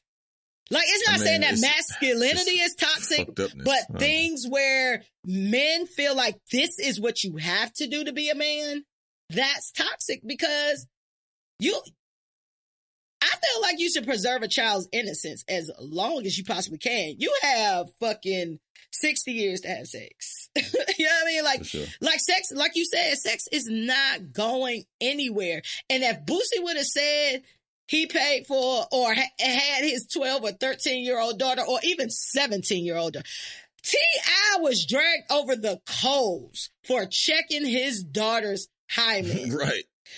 If Boosie would have said something near this happening with a female, they would have been at Boosie's door with torches and axes and everything, pitchforks and everything, and took that nigga down himself. Like, you're ruining these children. I don't understand what he said it like he was preparing them for what? So once you give your 12-year-old or 13-year-old, 9-year-old, once you expose them to sex, is it that now you're condoning them to start having sex? And if you're condoning them to start having sex, who do you think they're about to have sex with? And if they are having sex with 12 and 13-year-olds, now you're going to have to deal with their fathers or the babies that are going to come from this, and a whole bunch of other stuff. And Boosie has a lot of fucking kids. Just by plain statistics, one or more of them are gay. Like, Boosie got like 8 kids. You don't know if you could have traumatized your child, even by being straight. It don't even really have nothing to do with sexuality, because we're talking about kids right now. But you could have just fucking ruined sex for your kid. Like, for the future in which they should have had children. Like, you pay for your kid to be molested. That is a wild thought to me. That whole thing is wild to me. And you thought that was okay. You was a wild bitch too. Yes, she need to be locked up. He need to be locked up. He was a wild, nasty bitch. Where are you at in life that you have to belittle yourself to the point where you will be paid to fucking have sex with a child? Like, what the fuck? You a whole hoe. But like if we think about it being like, think of the world of child molesters. Like, they're mostly men, of course. That's where human trafficking and all that shit come into place. Like, there is a market for people, majority men, probably fucking 99% men, that will pay to fuck a child. You have fucking Jeff Epstein's. Like, there are so many children out here being taken advantage of, that's being molested, that's being beaten, like, and you volunteered for your child to have that experience. That breaks my heart, and it makes me want to fuck you up. Like, that's disgusting. And where are these mothers at? Where's Boosie Kid's mothers at? Are they aware of who they procreating with? Clearly. Listen, Boosie got shit to say about other people's kids, and we need to talk to Boosie mama. I mean, he smoked weed around niggas and shit, like, willingly. Like, I don't know. That nigga be doing a lot, but he'll lie to the detriment of your own children. You know what I'm saying? Like, it's a like, bad situation. He was like, I smoke kids around. I've been smoking weed around my kids since they was born. Like, niggas, that's not cool. What the fuck? Like, what? We got to break these generational curses. That's always the thing. I mean, that's the thing about it. Like, he was probably raised the same way. You know what I'm saying? Like, but the thing, people don't connect the dots. You know what I'm saying? Like, could that be why, you've had some of, and not necessarily this particular issue, but like different generational curses, why you've been locked up, why you can't get your shit together. You know what I'm saying? Like, you've had hits, but some people, they stand in their own way. And Boosie just won't shut the fuck up. And, you know, I remember Boosie getting out of jail and discovering Instagram and saying, man, like, I ain't know there's this many pretty women in the world. Like, da-da-da-da-da, and all this about Instagram. And then every other week, Boosie done said something. But, you know, some people think that any attention is good attention. I don't think that once it comes to, you know, somebody coming and taking your damn kids, you're going to have a good feeling about that. Right. I feel bad for kids. Like, I know so many children who don't have good parents. And I'm just like, damn, it's fucked up because you can't pick your parents. You can't pick your parents. Out here. And you just gotta, and then it just goes back to another cycle of fucked up individuals raising individuals who will essentially be fucked up as well because they only know what they done learned from your ass. So listen, I send prayers up to his children and hope that, you know, they're covered in the blood of Jesus because they're going to need it dealing with this. And I hope something occurs from this because people shouldn't think that this is okay.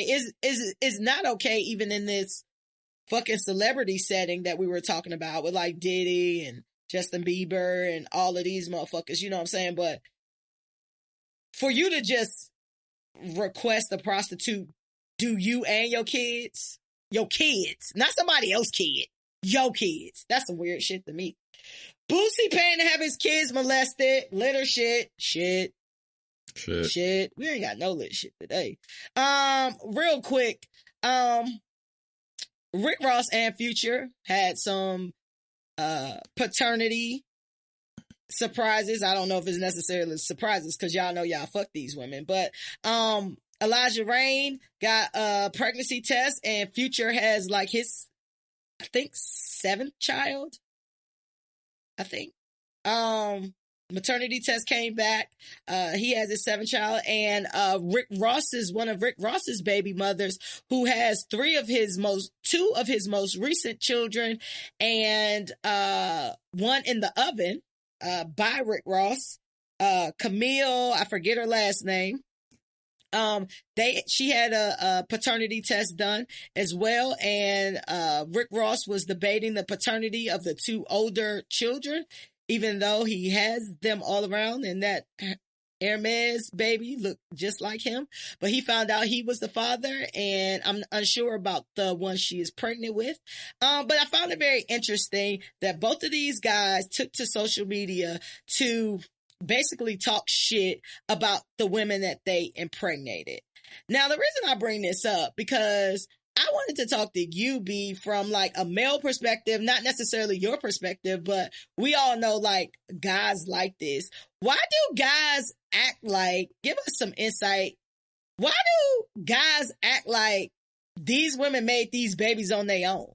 Like, I don't understand why niggas act like women tried to trap them and they on like they 7th and 8th child and shit. Like, what is the male psyche a good question, about? Man. I have no idea. I couldn't go there with you because I never envisioned myself like doing that and like having ultimate baby mamas and all that. I was cool. I wasn't. I'm not sure what a nigga thinks like that, to be honest. You don't have any friends like that? Be around. Yeah. You don't have? Nah, not like talking about. Yeah. I mean, I got niggas, you know, homeboys that got different baby mamas, but none that they be beefing with and shit. Yeah. You know what I'm saying? Like, obviously they're not stars, so it would be different. But I don't see them like be ragging on their old ladies and shit. Like, I mean, I saw, you know, some niggas do, I guess, but I don't know what the situation is. Like, some niggas do got fucked up baby mamas, and some niggas is fucked up baby daddies. You know what I mean? Yeah. So you know, as I've come to grow older, my nigga. Like, and the shit that I have that I continue to find out about my parents, niggas is human and trying to figure that shit out. And that shit is the realest shit I could, like, niggas is human and just trying to figure it out. Like, niggas make mistakes and make choices and don't think them shits all the way through, but like, they just be trying. And some niggas just do stupid shit and they gonna look back at it like, damn, why the fuck did I do X, Y, and Z? We talk about niggas with multiple babies. Like, you got to learn from your mistakes at a certain point in time. We're not talking about you done knocked up 1 chick or even 2 chicks, right? Like, we're talking about niggas with 6+ children. Rick Ross got a rack of children too. But Future, I think that got 5. He got two. He got two that's old, and then he's got 3 with old girl, right? Yeah, that's 5.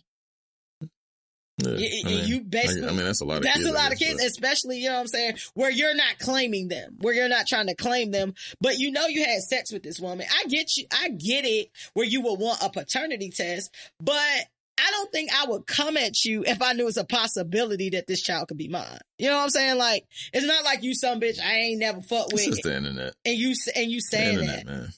And Rick Ross going there calling his baby mama fat girl. I was like, nigga, you got the nerves with your tummy tucking titties. Nigga there, boy. Rick Ross. He is an ugly guy. Poof. That motherfucker, boy. You a nasty bitch. Bitches ain't shit. I'm gonna be keeping it bad. Like, yeah, he rich as fuck. But that nigga is like, if a bitch look like that and she might be rich, I'm not fucking like, I'm cool. Like, I can't just be your man. I'm not gonna be able to be your man. Like, if you look like the female version of Rose, like for real, like he's, you know what I'm saying? Like, what if a bitch came like, you know what I'm saying? All like her titties and stomach wild looking and had the lazy eyes and shit. And she could be cool as a band. I'm sure she is. There's a lot of bitches that look just like that out here. Knocking them down too. But I can't do it. Like, I can't do it. Listen, I don't care how much bread, because I'm gonna cheat on you. Like, I'm not fucking you for the rest of my life solely. Like, I'm not fucking you for the rest of my life. Hey, like, but you didn't say you wouldn't. You said solely. I'm not fucking you. I'm not. Like, it's gonna be very difficult. Like, I done hit some ducks for sure. Like, I've never had sex with anybody I consider ugly at all in my whole life. Now, I've never. I found something that I liked about them. Like, it won't. No, I gotta be attracted to you. I don't roll over to your personality. Yeah, like, that's not the first face I'm seeing in the morning. When I say something I like, I mean, it's gonna be something physically that I'm attracted to. I've never. I don't hit some ugly bitches. But listen, like bitches don't have fat asses and shit. I know a lot of women. I feel like women who don't care about looks is in the majority. 100%. 100%. There are a lot of women. Women like to be protected and shit. So like, it's like a certain sense that like a woman, like a man can like not even be physically attractive, but like domineering and or like, you know, like not domineering, but like just have like a sense of possession, like a sense of something, like the je ne sais quoi of that motherfucker. You know what I'm saying? That would attract a woman. You know what I'm saying? Like, without it necessarily being looks. Yeah. You know what I mean? Because I know some pretty girls with some funny looking niggas. You know what I'm saying? For sure. For sure. I know some chicks with some funny looking niggas, and I know some chicks with some ugly niggas. And it take a lot to be ugly. I think it take a lot to be ugly. You can be unattractive, but for somebody to say you ugly, we just said like you see somebody that's so fine and catch you off guard. It take a lot for somebody to be so ugly they catch you off guard. Like, god damn, this nigga ugly. Like, it take a lot to be ugly. That would suck to have like somebody that would suck. Hey, look. Like, God damn, you like Miss Celie when fucking what's her name came in there? Like, I watched Color Purple the other day. That shit is a great movie. You sure is ugly, bruh. When Sugar came through, that bitch like, shit, you ugly. Like that. Bitch, you ugly. You sure is ugly. When you pop up like, bitch, you about to come in my house and you talking about I'm ugly as fuck, bitch. You don't give a fuck, like. Nigga, that shit was so loud. Like, I recorded it for my Instagram. I was high as hell, but that shit was funny as shit to me. When it was at the fucking juke joint and shit, and goddamn, when goddamn Suge was hitting that shit, boy, that nigga, Mr. was so goddamn horny in that bitch. Like, he was just in love. Like, boy, he looked like, she looked like a fresh piece of fish out the grease. Boy, that nigga could not take it. Everybody, that shit was crazy, man. And the funny thing about it is the bitch you call ugly, the ugly bitch bagged her. Oh yeah, she put that smile on. Put that smile on. Did you see Godfrey and fucking Whoopi Goldberg doing that Whoopi Goldberg impersonation? Yes. Nigga, listen, if that ain't the funniest shit I've ever seen, like his impersonations are like, he's awesome. He be smoking the rest of them niggas. That nigga is like, between that Steve Harvey and that fucking Whoopi Goldberg, listen to me, my nigga, that shit was the funniest. I love people who can do impressions. I love people. I can do impressions, but not like that. Do an impression. Give us one. Give us one impression. I would have to like do it. I would have to. You can't just like command it. Like, then you can't do impressions. Can you do impressions, nigga, or not? Yeah, give us your best one. Whoever you think is your best shit. I can't be put on the spot. This is magic. You know what I mean? Oh my God. Like, all right, man. Trust me though, I can. I got you. I'll do one. Yeah, all right. Cause I know this nigga for a million years. I ain't never heard this nigga do no impression. So I'm interested to find out this new talent he has. Or this hidden talent that I just didn't know about.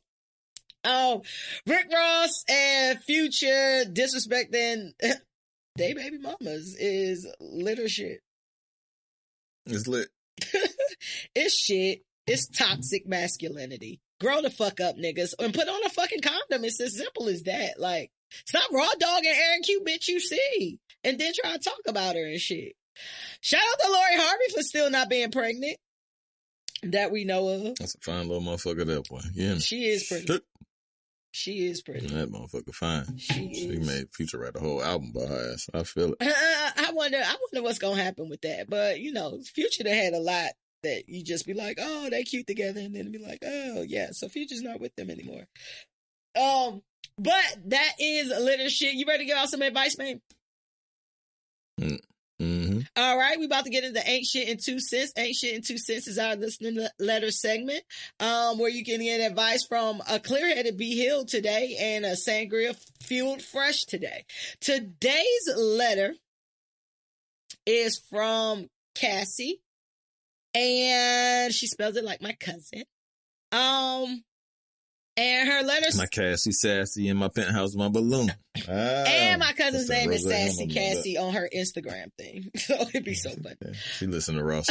She did. The letter goes, I understand America is opening back up regardless if I like it or not.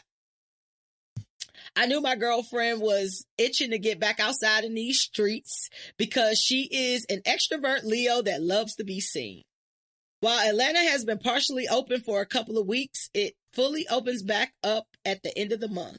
Clubs, concerts, and everything will be open and available, and my girlfriend has a whole lot of plans and can't wait. I told her I didn't feel comfortable participating in public events just yet. She said that was fine and that she would go alone or with friends. The problem is we live together.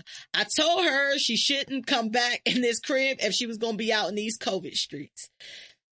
That led to a huge argument that has yet to be solved. Am I wrong? I don't understand why people can't chill and let the crash test dummies go out and test it first. Y'all have any solutions for a sister? P.S. Love the show, and that is from Cassie. Appreciate you, Cassie. Nah, man. I mean, you gotta, this shit is, I don't know. Bitch, you got to go. Like, you can't come in here. Like, you gonna have to, like. Bitch, you gotta go. Or something. So I got to go. Like, we can't just, I don't know, man. Like, you can't, like, I see if you work outside and shit, and like, you gotta, you know what I'm saying? Like, you gotta be in the elements because of your job. Yeah, right. But you just can't be goddamn willy-nilly and out here. You know what I'm saying? Like, if your job is, you run a fucking grocery store, you got a own business or some shit like that, like, if you do hair, some shit like that, where it's based on your survival, I get it, right. But if you just trying to feed the need for your FOMO, like, nah, my nigga, right. Like, nah. Right. Like, you just can't be out and about. And I get the motherfuckers who like, I just want to live my life and party. And I mean, not party, but I just want to live my life and not live under fear. I get it. I do. Cause I'm struggling with that shit too. Cause I don't think this shit is ever going anywhere. Right. So like, what's the end game? Right. Yeah. So like, this shit is here. Like, this time next year, am I still not leaving the house when everybody, like, you know what I'm saying? Like, is it going to be like impossible or possible? So I get it. Yeah. I understand the idea that you're wrestling with because it's just difficult. I get it. Totally makes sense. And I hate it myself. Yeah. Right? Exactly. But at the same time, like, for me, I got small kids. So like, they saying that, all type of shit is coming with it. So I'm trying to minimize and reduce my exposure as much as possible. Yeah. And shit, I mean, if not for nothing, if it was just me and it was me and my old lady, like, I wouldn't, and I didn't have kids. I'm still like, the self-preservation is the key to number one key to life. You know what I'm saying? So like, I mean, shit, I don't know, boo. Like, that's gonna be a conversation that you might have to have. Like, listen here, you know what I'm saying? If we can't agree, this is no agree to disagree. Like, we can agree to disagree, but we're gonna have to like make a decision, make some shake. Yeah, because I can't be, putting my shit at jeopardy. But again, I get, fucking how you trying to, toe the line and shit like that. Because again, I don't want to live in fear and all that. What I'm saying, I totally get it. Because I'm at this point where I'm kind of over it too. And I reached that point like a couple weeks ago, but then I kind of brought myself back to reality. So I'm get it.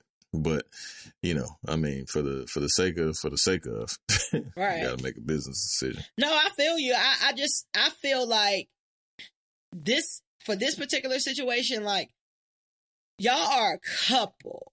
So 9 times out of 10, your girlfriend is going to go out in these streets, be all in the mix, and then come back, get directly in the bed with you. Y'all going to be face to face. Y'all might kiss. Y'all might have sex. Y'all are going to exchange fluids at some point in time, whether it's just a kiss, whether it's whatever. And that means you possibly becoming very intimate with COVID-19. Right. And a lot of people are asymptomatic and don't know they have it. That's a wild sentence. Yeah. I mean, like, what you doing? Shit. Just about to kiss COVID. Kiss COVID. Like, that's we about to watch Netflix. Who? Me and COVID. that COVID-19. You know that motherfucker that's getting everybody sick? Yeah. He over here. COVID over here. We about to run a train with COVID. Yeah, we finna chill. We finna chill. We ain't gonna shit. We with COVID. We about to roll up. You know what I'm saying? Take a right. shot. We gonna pass if you roll up, y'all smoking together. So she gonna have to pass they that say, to you. Like, alcohol kill everything. They be like, alcohol kill it. You good? Take it from the bottle. That's straight. Listen, COVID over here. My coworker who said she getting her nails done again and then been to restaurants and headed to Florida this weekend or whatever. Her logic was, basically, hey, like, only people who's really impacted are old people and people with health conditions. Like, you won't die from it. I was just like, but have you heard of like what the process of recovering from that shit is? If you recover, and this particular woman does not have to also worry about her health and racism. You know what I mean? Like, again, if you in the fucking hospital and it's a white woman next to you that need a ventilator, you ain't getting that shit. Like, sure. Period. Like, that's just what it is. So I understand, like, you privileged and, Caucasian and out here living your life feeling like you invincible until you can't breathe and it feel like your chest fucking caving in and all that shit. She was like, it can't be, she was like, people die from the flu. And I was like, and I've had the flu and I never want to have that shit again. So COVID is worse than the fucking flu, even if you don't die. You know what I'm saying? Like, nobody wants to be in that type of pain, the pain that has been described by COVID survivors. Like, that don't seem like no good shit. Like, I'm cool on that. If it were me, my conversation would be like this. Listen, either you gotta go or I gotta go. Like, either you gotta go stay with your friends, your family, or I gotta go stay with my friends and family. But either way, like, we not gonna be together. Like, as far as this is going on. You know what I'm saying? Like, it's too much going on out here. And I get it. Like, you do have FOMO and, fear of missing out and all of that, right? However, if you've been in the crib this long, I don't feel like another 2 weeks or 3 weeks gonna really hurt you, in my opinion. I'm the type of person, I'm waiting to see what the numbers look like and what the other people who are going out testing it. If it comes back and is plateaued or declining or it ain't as bad, I might dip my toe in the water, but honestly be like, I don't see myself like at like a party or a concert where it's just like an abundance of people on top of each other. I'm wondering when I'll feel comfortable doing something like that. Your anxiety's going, like, grocery stores be weird. Like, I hate like going, it's like Night of the fucking Walking Dead. All you see is people's eyes and shit. Like, shit is fucking not weird, in Atlanta, man. They fucking lit. They just regular face, no gloves shit. Like, only like 50% of people in the grocery store is covered up here. Like, I don't do the gloves, but I got like hand sand as soon as I get in the car. Like, and I like do the sanitizer before I get in the store, and then I do the sanitizer as soon as I leave out, just because, you know, I don't feel like throwing gloves and shit away. I just don't touch anything outside of what I'm in. Gloves too. Yeah, I mean, I got mad gloves, but I just don't wear them shits. Me personally, but I definitely had a mask on. You know what I'm saying? And it's just weird. Like, it's just like I went to the grocery store for the show and shit, and it was just fucking weird. Like, yeah. Can't see who's, like, you can see, like, even with the fucking, when I went to the fucking thing. Perfect time to steal. I think I mentioned this. For all you scammers out there. That's true, too. That's true. And call me if you steal some shit. Right. Call me if you steal some shit, too. Shit. Like, hit us up in the DMs, like, we'll buy some shit. I only need a washing machine, but I'll buy one if you got one. I was trying to get a deep freezer. I wash clothes. Oh, and them shits was all sold out. Oh, yeah, I got one. If you was here, I'll give it to you. I got one for free.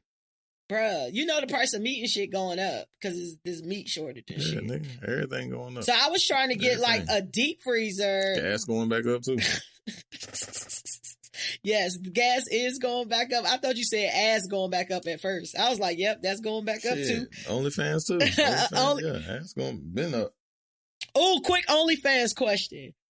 Would you let your significant other, no, let me rephrase that. Do you feel like you have a say-so if your significant other opens up a OnlyFans, but you not paying bills?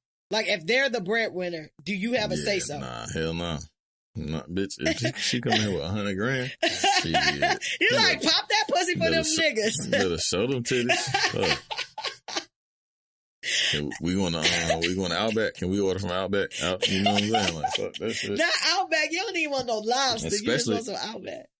Nah, they got the lobster. They got the lobster. What's the name? You know what I'm saying? They got a lobster and steak combo. I don't know all that. I don't eat steak. I'm gonna eat it tonight though. It was this nigga who was like going in and breaking up with his girl because she started the OnlyFans. And she like, nigga, you don't pay no bills. Like, I gotta pay all these bills by myself. You a dumb bitch for paying the nigga bills, but however you choose your life is your shit. Who am I to judge? But I ain't paying nobody fucking bills. But that was the question, like, this nigga don't pay no bills. You don't get to say what a person do when you don't pay no bills. Like, you gave up your right when you was a bum nigga. Just be happy you getting vagina. From a dumb bitch. Pretty much. Last pieces of advice for Cassie. Your last piece of advice is what, B? Shit, I said it all. Heard. You know my stance. My stance is like, I understand you have an anxiety. That would be me. Like, one of us can't come home. So if your anxiety is that high about COVID, I feel like one of y'all need to find an alternative place to dwell until you both feel comfortable and feel like you can be in the same place. That's my advice. But Cassie, hit me up. Hit us up. Let us know.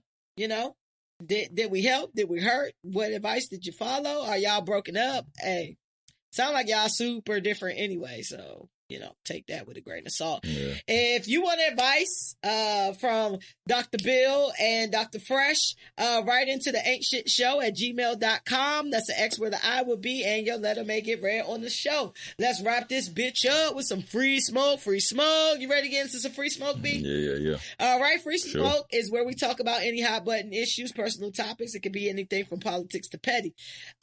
Today's topic is related to the ESPN and Netflix 10-part series about the 97-98 Bulls called The Last Dance. It was mainly about Michael Jordan, but in regards to the Bulls and The Last Dance, B, I'll hand this over to you and let's go with it. Oh yeah, so it's really gonna be difficult to fucking enjoy, or I guess comment on this and as full as we need to, because I think we probably look in retrospect should like dedicated each episode to each, but you ain't watch it real time. So I had to cram it all in. But what I will say is What I will say, it took me a while to start watching it, to be completely honest, because I am the type of person, I watch different things for my attention span, right? Like some shit, like I don't want to have to pay a lot of attention to. And some shit I know I got to dedicate my attention to. And I wanted to look at this and dedicate my attention to. So I really crammed it in like the past 3 days. However, I really, really liked it. It brought me back to a time in which I actually enjoyed basketball. Like, I told you I don't watch the NBA like that. It's too many games. I really come in towards the end, like the finals and shit like that. And I had football, and now football is kind of left. I was into boxing, but this goes back to those days for me when I really enjoyed basketball and watching basketball, and when like players really fucking played. Like, that was fucking basketball, bro. I don't know what these niggas be doing now. Like, you definitely had your superstars, your LeBrons and all of that. But it's a different type of basketball. It's a different type of basketball. You couldn't have that basketball can sustain forever. Like, niggas was fighting. Yes. Like, beating the fuck each other up and, like, not even getting thrown out the game. You know what I'm saying? Like, literally beating each other up. Like, yeah, you couldn't have sustained. The league had to get away from that, because that shit was just rugby and bully ball at that point. It was still, like, you know what I'm saying? Like, now, like, you look at the scores and shit on that shit, it'll be like 75 to 89. Yeah. Like, that's niggas score that shit in the first half nowadays. So it's just a different rules, because you can't touch, you can't do anything. Like, I feel like basketball today is really like based on like the fundamentals, where back then, like, it was more so of a street ball. Skilled. Nah, it's more skilled. Like, it's more skilled. Like, it's more of it's a 3-point incentive game. You know what I mean? Like, they want 3 points. They want. That's what I'm saying. It's more based on the fundamentals of basketball. Like, these are the skills you have to have to be a good player. I think we're saying the same thing, but you're not hearing me, but go ahead. Yeah, but I mean, I see what you're saying, but that shit was more bully ball. It wasn't street ball per se, because it still was organized, but it just had like it was just tougher. That's for the lack of a better term. And that's what I mean by street ball. Like, it was more moves, like it was harder, like it was rougher. Like, you had to be tough to play ball back then. Like, you couldn't be no pussy and play ball. For sure. No doubt about it. No doubt about it. It was a lot of, like I said, I took away from it, but I guess for me, like it was like you said, the nostalgia of it all, and like living through. Like, Scottie Pippen was my all-time favorite basketball player, still is. Really? I didn't know that. He was, I love Scottie Pippen. Like, that motherfucker's my nigga. Like, I used to like so Jordan bad a lot, for Scottie Pippen. As far as his contract, like, I feel like they did him dirty. I mean, he was making $7. I mean, but he didn't do it dirty. He didn't, like, he signed the contract. Like, you know what I'm saying? Like, he ain't nobody like putting no gun to his head. You know what I mean? Like, right, I don't feel sorry for him. Like, so you kind of like on that, like, business is business type thing. They told him it was a no renegotiation. Yeah, I mean, it's business. Like, he told him, like, don't sign this. Don't sign this. Don't sign this. He was like, fuck that. I'm about to sign this because I don't know what the fuck I got. He don't want to get hurt. Yeah. And I see that position. So I get it. I mean, I see it. It's it's still $7 million, but he ended up still cashing out because he got Nike deals. He was more than straight because he just, he was a fucking superstar. He was the second best player in the league. But I think we all have been at work, like, seeing somebody next to us, and especially this ain't really a race conversation in their thing, but like for us, like, I've been in positions where I know motherfuckers was making way more than me, and I'm doing just as much or more work than them. Like, for sure. And they making more than me. Like, I feel like, I get it, like, the business is business thing too, but like, sometimes, like, the right thing to do too is like, all right, renegotiate that nigga contract because he is bringing a lot to this game more than what you expect. I don't know. I felt bad for him. But if I tried to talk you out of this contract and you as were a so rookie, hell-bent on signing it, though. He was, I mean, he told you there won't, but I told you. Like, don't sign this contract. Like, we can figure some shit out. And you're like, nah, I'm straight. I'm about to get this bread. Scotty, chill out. Like, we can figure some shit out. Like, because if you sign this, ain't no negotiations. Yeah. Nigga, that shit is fair as all can be. Fair. Like, okay, you want to do it. I feel you. You want to secure your life? That's fine. Yeah. I'm secure your shit for you with this amount. And when time comes, you're going to have to ride this motherfucker on out. You know what I'm saying? Like, I can see, you know, the value that Scotty brung for sure. Like I said, he's the second best player in the league, one of my favorite of all time. But at the same time, like, you can't be mad at nobody but yourself. Like, because at the end of the day, like, this is what you committed to initially. And, you know, you should have been, you were privy to the fucking, you know, the fucking exclusions and the contract terminology. So you can't be nobody. Like, you put your name on that shit. I kind of think of, like, we always had these conversations about artists being screwed over in their contracts and shit like that, and they young and they hungry, and $250,000 look like a lot of money, or you TLC and you get a fucking geo tracker or some shit like that. But you also got to remember that, like, it's also a gamble on the niggas on the other part. Like, people don't realize, like, That's okay, true. Yeah, people getting fucked out of, but for every Scottie Pippen, there was a nigga that did not make the league, or, like, you know what I'm saying, that blew his fucking, there was a Brandon Roy, like, who was a really fucking excellent player and on track to be that way, but he only played 3 years. So, like, you know what I'm saying, because he blew his fucking knee out. You know what I'm saying? And Tracy McGrady's like, it's a lot of people that done cashed the fuck out and stole a whole shitload of money. You know what I'm saying? So on I see both sides. Yeah, but in this particular case, like,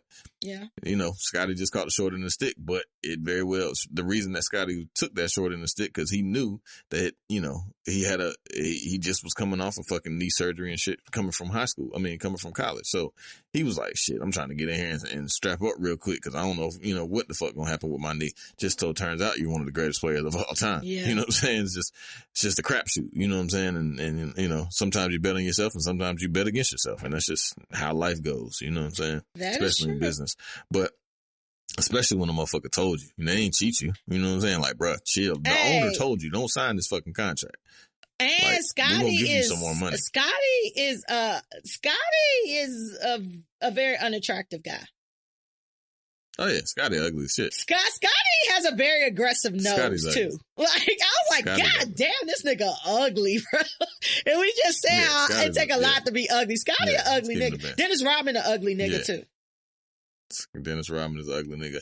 I was just amazed at, man, like I said, we should have been dedicating. Like, it's so many things. Like, just because even with Mike, we hadn't even talked on Mike, but let's talk about Mike. I had some points written down. But Mike was such an enigma in the sense that, like, I've of course, all the commentators come out about it, but they said, I heard, I can't quote the source, but somebody said that Michael Jordan is the best, like, the best employee of all time. Like, for the person to do a job at a high level and perform at the best, and to like, if you have an employee, he's by far the best employee of all. Like, he did his job better than anybody's ever done their job in the history of jobs. Yeah. Like, if you think about it like that, because that motherfucker was so fucking determined and driven to win. Yeah. Right. So, like, and then, like, he left the game, went and did some other shit where he was poised. Like, if he would have stayed with it, he would have been exceptionally great at that, just because his dedication and determination. Left, came back and won 3 more times, and he's fucking maniacal in the sense that this motherfucker had to make up shit. Like, he's so fucking good. Like, he is only at this point the majority of his fucking life, he's only competing with himself. You know what I'm saying? Like, he has to, like, take small bits and pieces of shit and, like, make some shit up so that he can be determined. Like, when they had with the Bullets dude, when the dude, like, scored 36 and Mike made up on Washington D.C. Washington Bullets, like, on the Bullets, the nigga ain't even know nothing about Mike in terms. I forgot dude's name. I forget his name, but I know exactly. He scored 36, 37. Yeah. He had a great game. You know what I'm saying? And Mike made up some shit like, yeah, that motherfucker told me good game and some shit like that. So I told myself I'm going out and score the same amount of points he had in the first half. And this motherfucker did. Like, who the fuck does that? Like, and it's not like he's playing basketball, for any nigga who hoops or any person who's ever hooped. Like, you know how difficult it is, like, in how when you see a great motherfucker, how great they are, they're nowhere near as good as fucking Michael Jordan. You know? And I know mad hoopers, and I was decent. I won't nowhere near like great or shit like that, but I know some great motherfuckers, and them niggas couldn't do shit with Mike. Like, couldn't hold fucking Mike's gym sneakers for real. You know what I'm saying? Like, and I was just amazed at that. I was amazed at his fucking, cause this was a time when social media didn't even like exist. So like they had all like, dog, imagine your fucking star power forward saying, I need a break and I need to go to Vegas just so I can fuck for the weekend. Dennis like, Rodman, we're in yes. the midst of chasing. We're in the midst of chasing a fucking title, and it is to the point like Mike had to go get that nigga. You know what I'm saying? You understand what I'm saying? Like the greatest basketball player in the world said, "Yo, come on, nigga, what the fuck you doing? Like, get your ass up." And this nigga goes back out like nothing happened and fucking had 25 fucking rebounds. Like, that shit was just that shit. Like these niggas is managing. Him and Phil Jackson managed egos to the greatest that But did I've we ever manage seen. Like, Mike's ego though? Because he was a performer. Yeah. Was Mike's ego managed? No, because he was great, so he could do whatever he wanted to do. He had to. The great thing about it is he was great. Yeah, he managed him. Phil told that nigga like, yo, if you want to win, you got to pass the ball and trust your teammates. Yeah, not until then. That's true. That's very true. Did he not do that? He never did that. That's shit. very true. He wasn't true. When the guard changed, he was like, "Yo, nah, nigga, I'm the greatest. Like, give me the fucking ball and get the fuck out the way." Which is what Doug Collins told me. Like, you know, when they won, but they weren't never gonna beat Detroit because Detroit was a team, and they understood that it's no I in team. Yeah, he said, but it's an I and win. Well, yeah, for sure. Yeah, Michael Jordan. Why is Michael Jordan's eyes so red? What the fuck is that from? Them shits ain't red. Them shits yellow. Them shits look crazy. I'm like, is he drinking a lot? Like, what's going on with that? But Michael Jordan Michael Jordan is very driven. Like, watching this, like, I can see how gambling would be his thing. Mike's thing is whatever it is I'm going to do, I need to be better than you. I need to be the best to do it. I don't give a fuck if it's flipping quarters. I don't give a fuck if it's golf. I don't care if it's playing you for $1 on the plane. With a nigga named Slim. This nigga was gambling with a nigga. It was a nigga named Slim with a fucking West Coast curl. That goddamn was a fucking golf shark. Like, who the fuck knew it was golf sharks named Slim with a fucking curl? With a curl. That beat Mike out of 57,000. Like, the nigga wrote Mike a 57,000. I mean, Mike wrote that nigga a $57,000 check, and the other white man's like, bruh, this nigga is like, this shit was amazing to me. Like, I learned so much, even though I knew a lot. Like, I knew a lot of this shit. It put a lot of order to it for me. Even though the way they directed it, the timeline was all over the place, but it made me figure out the timeline. And shout out to HD, shout out to advancement in technology, because them games was grainy as a bitch. Yeah, they cleaned them bitches. Shout out to technology, man. That shit was so good, man. Like, I loved it. I'm so sad that I don't have nothing else to watch. Like, it really was so well done. Like, I love documentaries. The fucking OJ, the 30 for 30 with OJ.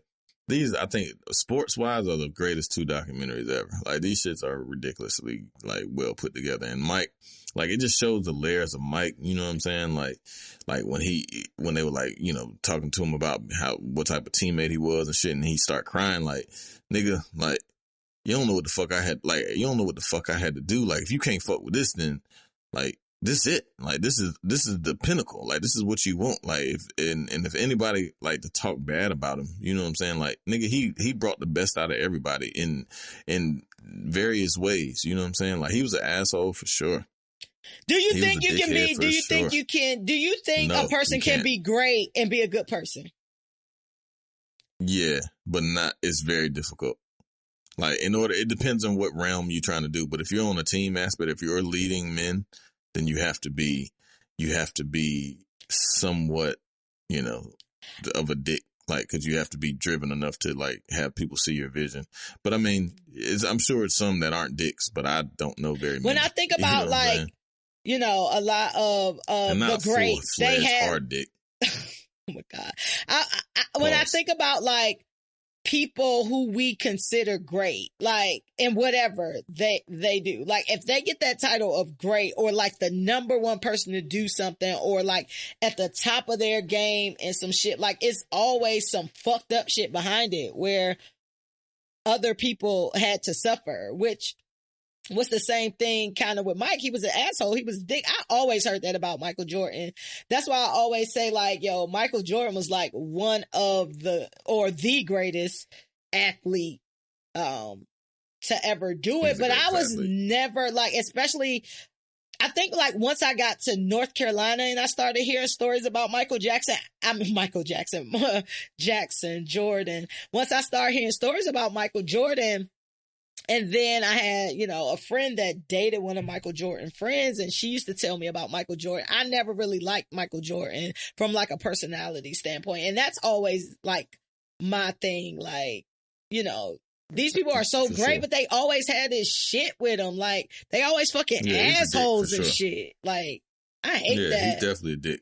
Yeah, he's definitely dick. But you gotta be, but what are you rooting for Michael Jordan for? You're not rooting for Michael Jordan the person. You're rooting for Michael Jordan the basketball player. So you take that for what it's worth. Like, if he ain't killing nobody and maiming people and doing, you know, causing physical damage, you can't really be mad at the person that they are. That's who they are. Because what you're really revering them for is what the prowess that they have, which is on the basketball arena, football arena, whatever that is. That's the thing that I learned from this. That's one of the things that I learned from this. Like, in regards to Michael Jordan, you have to give him his props, because he said it in the documentary, like, everything I have is because I'm good on the court.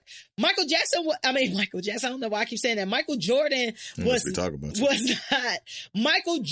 was not like this guy that people love, like, outside of the court. Like, everyone had like shit to say about Michael Jordan, but you could not deny his talent. Like, he got all of his trophies and rings because of his talent. He got movies because of his talent. He sold shoes because of his talent. He sold everything because of his talent. And most, like, even now and today, you not only have to sell your craft, you have to sell your personality. And Michael Jordan didn't do that. Era of no fucking Instagram, none of that shit. Like, it was just literally his talent taking him, like, making him a fucking global phenomenon. Yeah. Like, his talent for playing fucking basketball.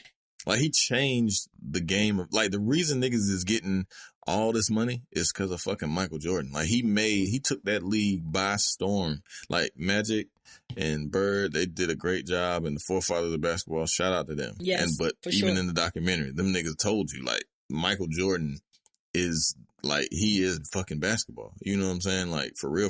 And that shit, it was just amazing to see. You know what I'm saying? Like, I want to know more about his personal life. Was he just all basketball and gambling? Like, you know, he talked about like the different things that was on his mind, like during the games and like shit like that. Like, this man was a whole married man during this time. He had multiple children during this time. You saw the kids at the end. You might have saw the kids sprinkled in, but like, you didn't have like I think about like Kobe and shit. Like, you didn't have like a event you had to go to for your child where that was on your mind. Like, damn, I gotta miss the recital because I gotta play. Like, I would have loved to know like the more human Michael Jordan. And I don't think we're ever going to see that. Nah. I don't know of any documentary or anything that like talks about like Michael Jordan as a human. I mean, I think you see the human. But I mean, it's just in relation. But I think that was Michael. Like, outside of his, like, you know, family life, that was him. Like, Michael was a fucking phenomenon. Like, just he played basketball. He was the greatest. That was his thing. Yeah, like he was his whole life. It. Like, and yeah, and that's what you got to do. You know, like I seen, I think Torre like tweeted some shit, like.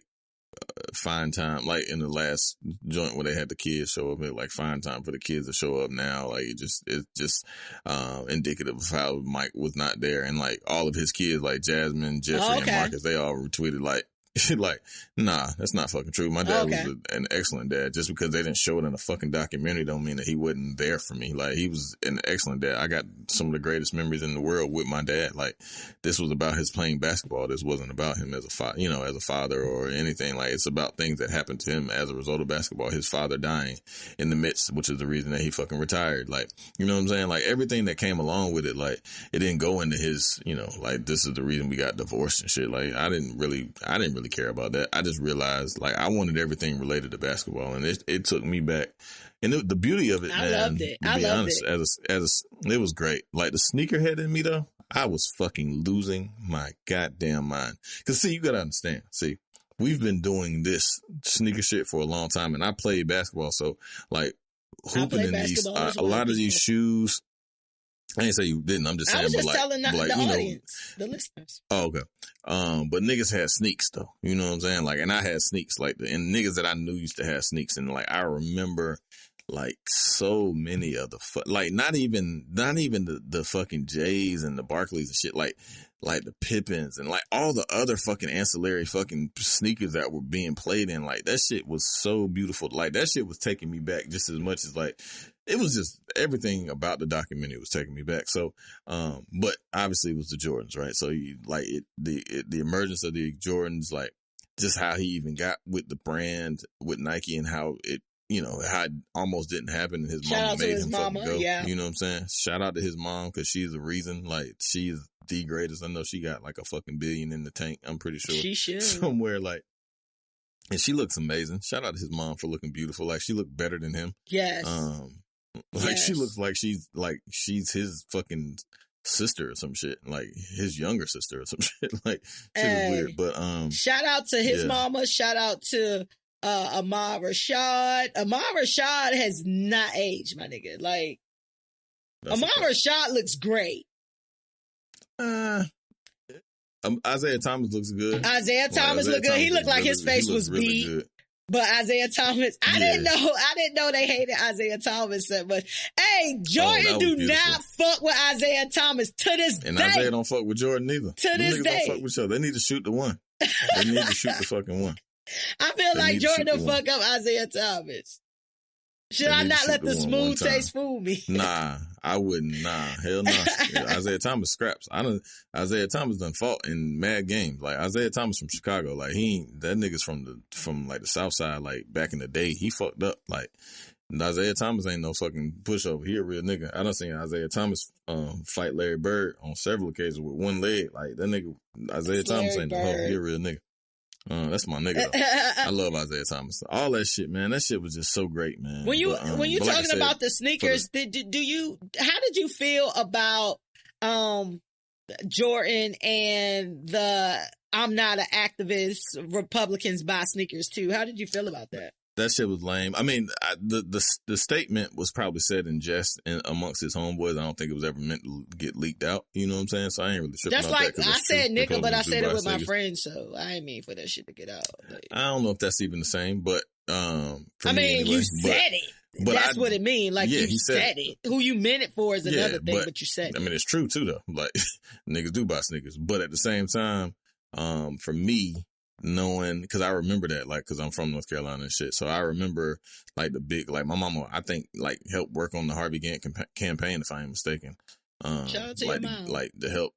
Yeah, I think she did, because she used to be a paralegal and she was in the process of going to law school and shit before she got sick or whatever. But anyway, but she was on, I remember that shit, like, because it was like a big push to get Jesse Helms out because he was a fucking racist piece of shit. Like the Strom Thurmans of the world. Like, this was early, late 80s, early 90s. Strom Thurmond in South Carolina, Jesse Helms, like racist pieces of white shit. Yep. That, that spoke out, with fervor about, racial disparity and shit, mainly black people, obviously. So I remember that push, and I think, considering that the dude was from Wilmington, I think, no, I don't know if that's true. But I know he campaigned hard at Wilmington, I guess. But for him not to support, like, just on the solely, even if you didn't know the nigga, like, the nigga that he's going against, like, is a known racist, a piece of shit. Like, he's a known fucking racist. It gave me real O.J. Simpson vibes. Like, I do not like when black people get so much money they think they not black no more. Like, you think you just this solo Everybody's entity. Not an activist. I get it. Everybody's not an activist.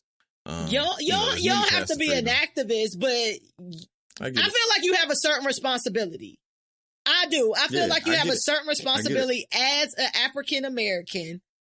And not saying that he got to go and do a commercial with this nigga or some shit. You know what I'm saying? But to cop out and be like, I'm not an activist, I feel like that's some bullshit. I feel like that's some straight bullshit. I do. I would have definitely spoken up. Like, he gave money to Harvey Grant. So, that's good. But at the same time, throwing money at shit just ain't all that it's cracked up to be. Yeah. You know what I'm saying? So, yeah.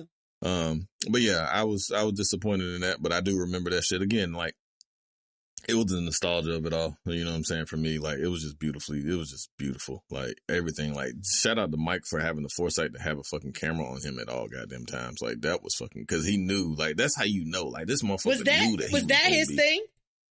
Yeah. Oh, okay. Like, that was all his footage. Like, that's why he said that the reason he even released it was when LeBron, when he was like, all right, fuck it, let's do it. When LeBron won, when he came back from, down 3-1 against Golden State when he won the shit in Cleveland. Like, that's when he released it. It was like, all right, fuck it, let's do it. Let's put it together. So that's when they started working on that shit, which was, I think, either 16 or 17. So, okay.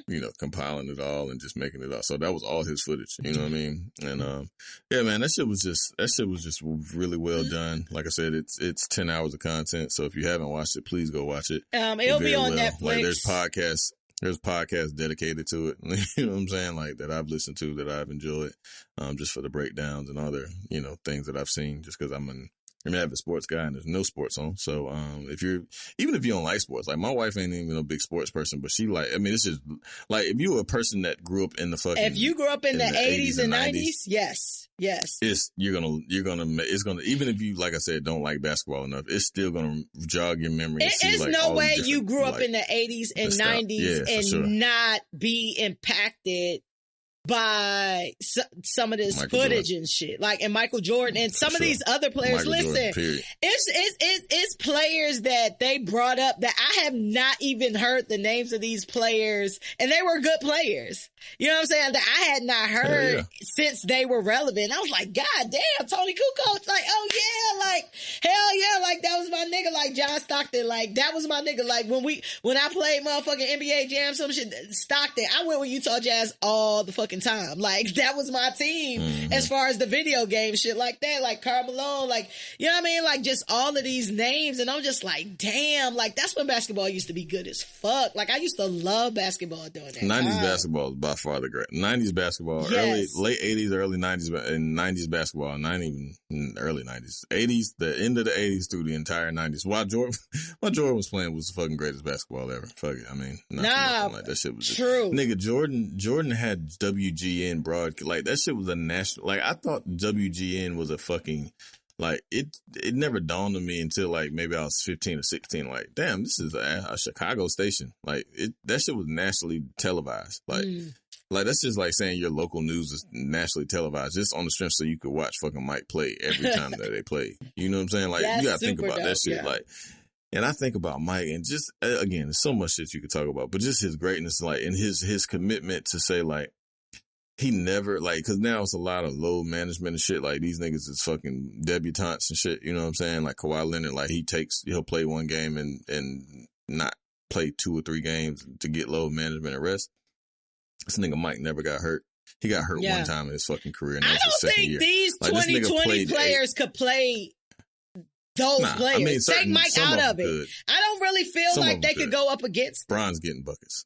Of course, LeBron. To me, I feel like LeBron athletically more is up there.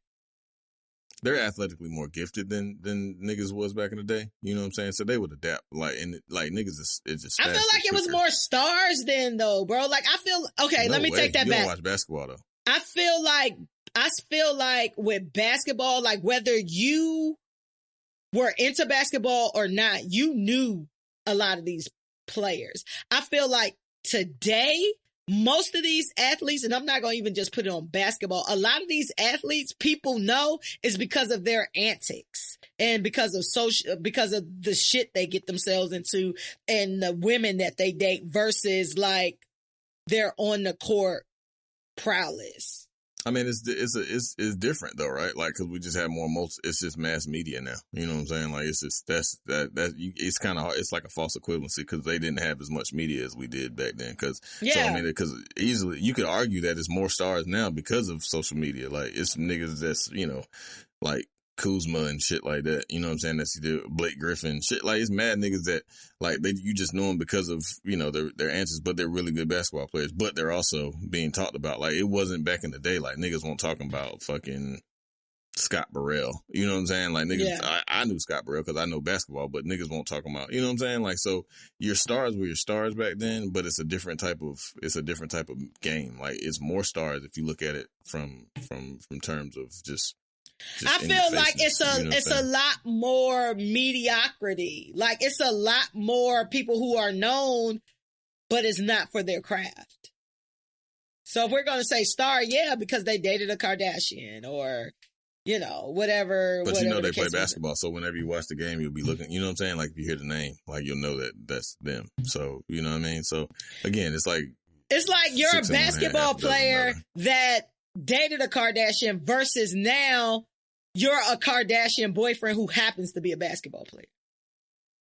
Like, that's the secondary. Yeah, I mean, it's just exposure. Like, if they had more exposure back then, like, you know what I'm saying? We didn't know who Kris Jenner was and shit like that. We knew who like, Dennis you know, Rodman was, and we knew Dennis Rodman had a bunch of fucking bad bitches. We knew Carmen Electra because Carmen Electra was in the because she was a fucking TV star. That's what I'm saying. Like, we knew Carmen Electra, but we knew that to be secondary to Dennis Rodman being a fucking great ass basketball player who was dating Carmen Electra. Because there wasn't not Carmen Electra is dating.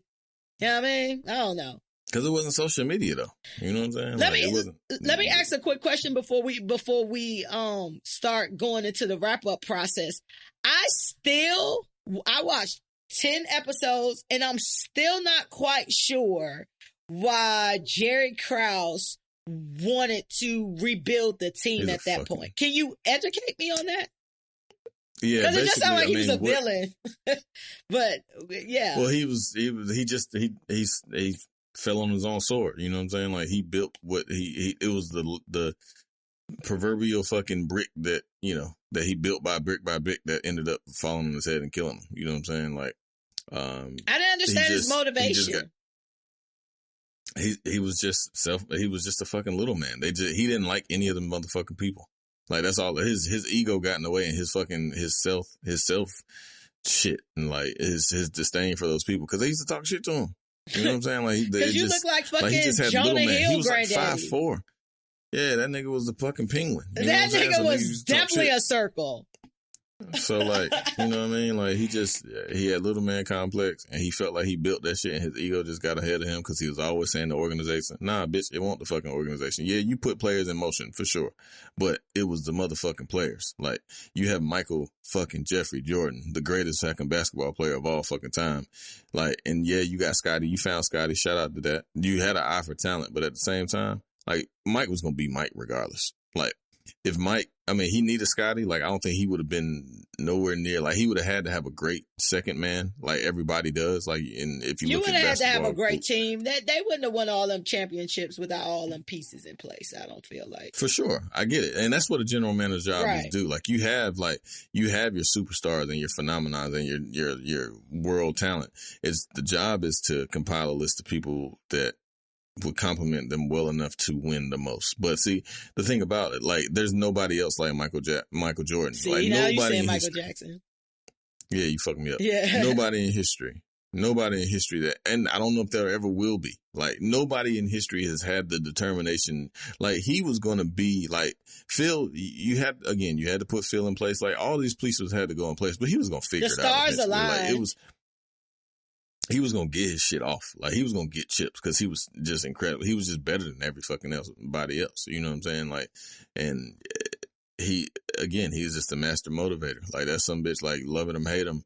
You had to respect it because that motherfucker, like, he made Will Perdue and these niggas that were trash fucking household names, like Judd Bushler and fucking, like, it was just, like, he just did everything that he did and he made these niggas great.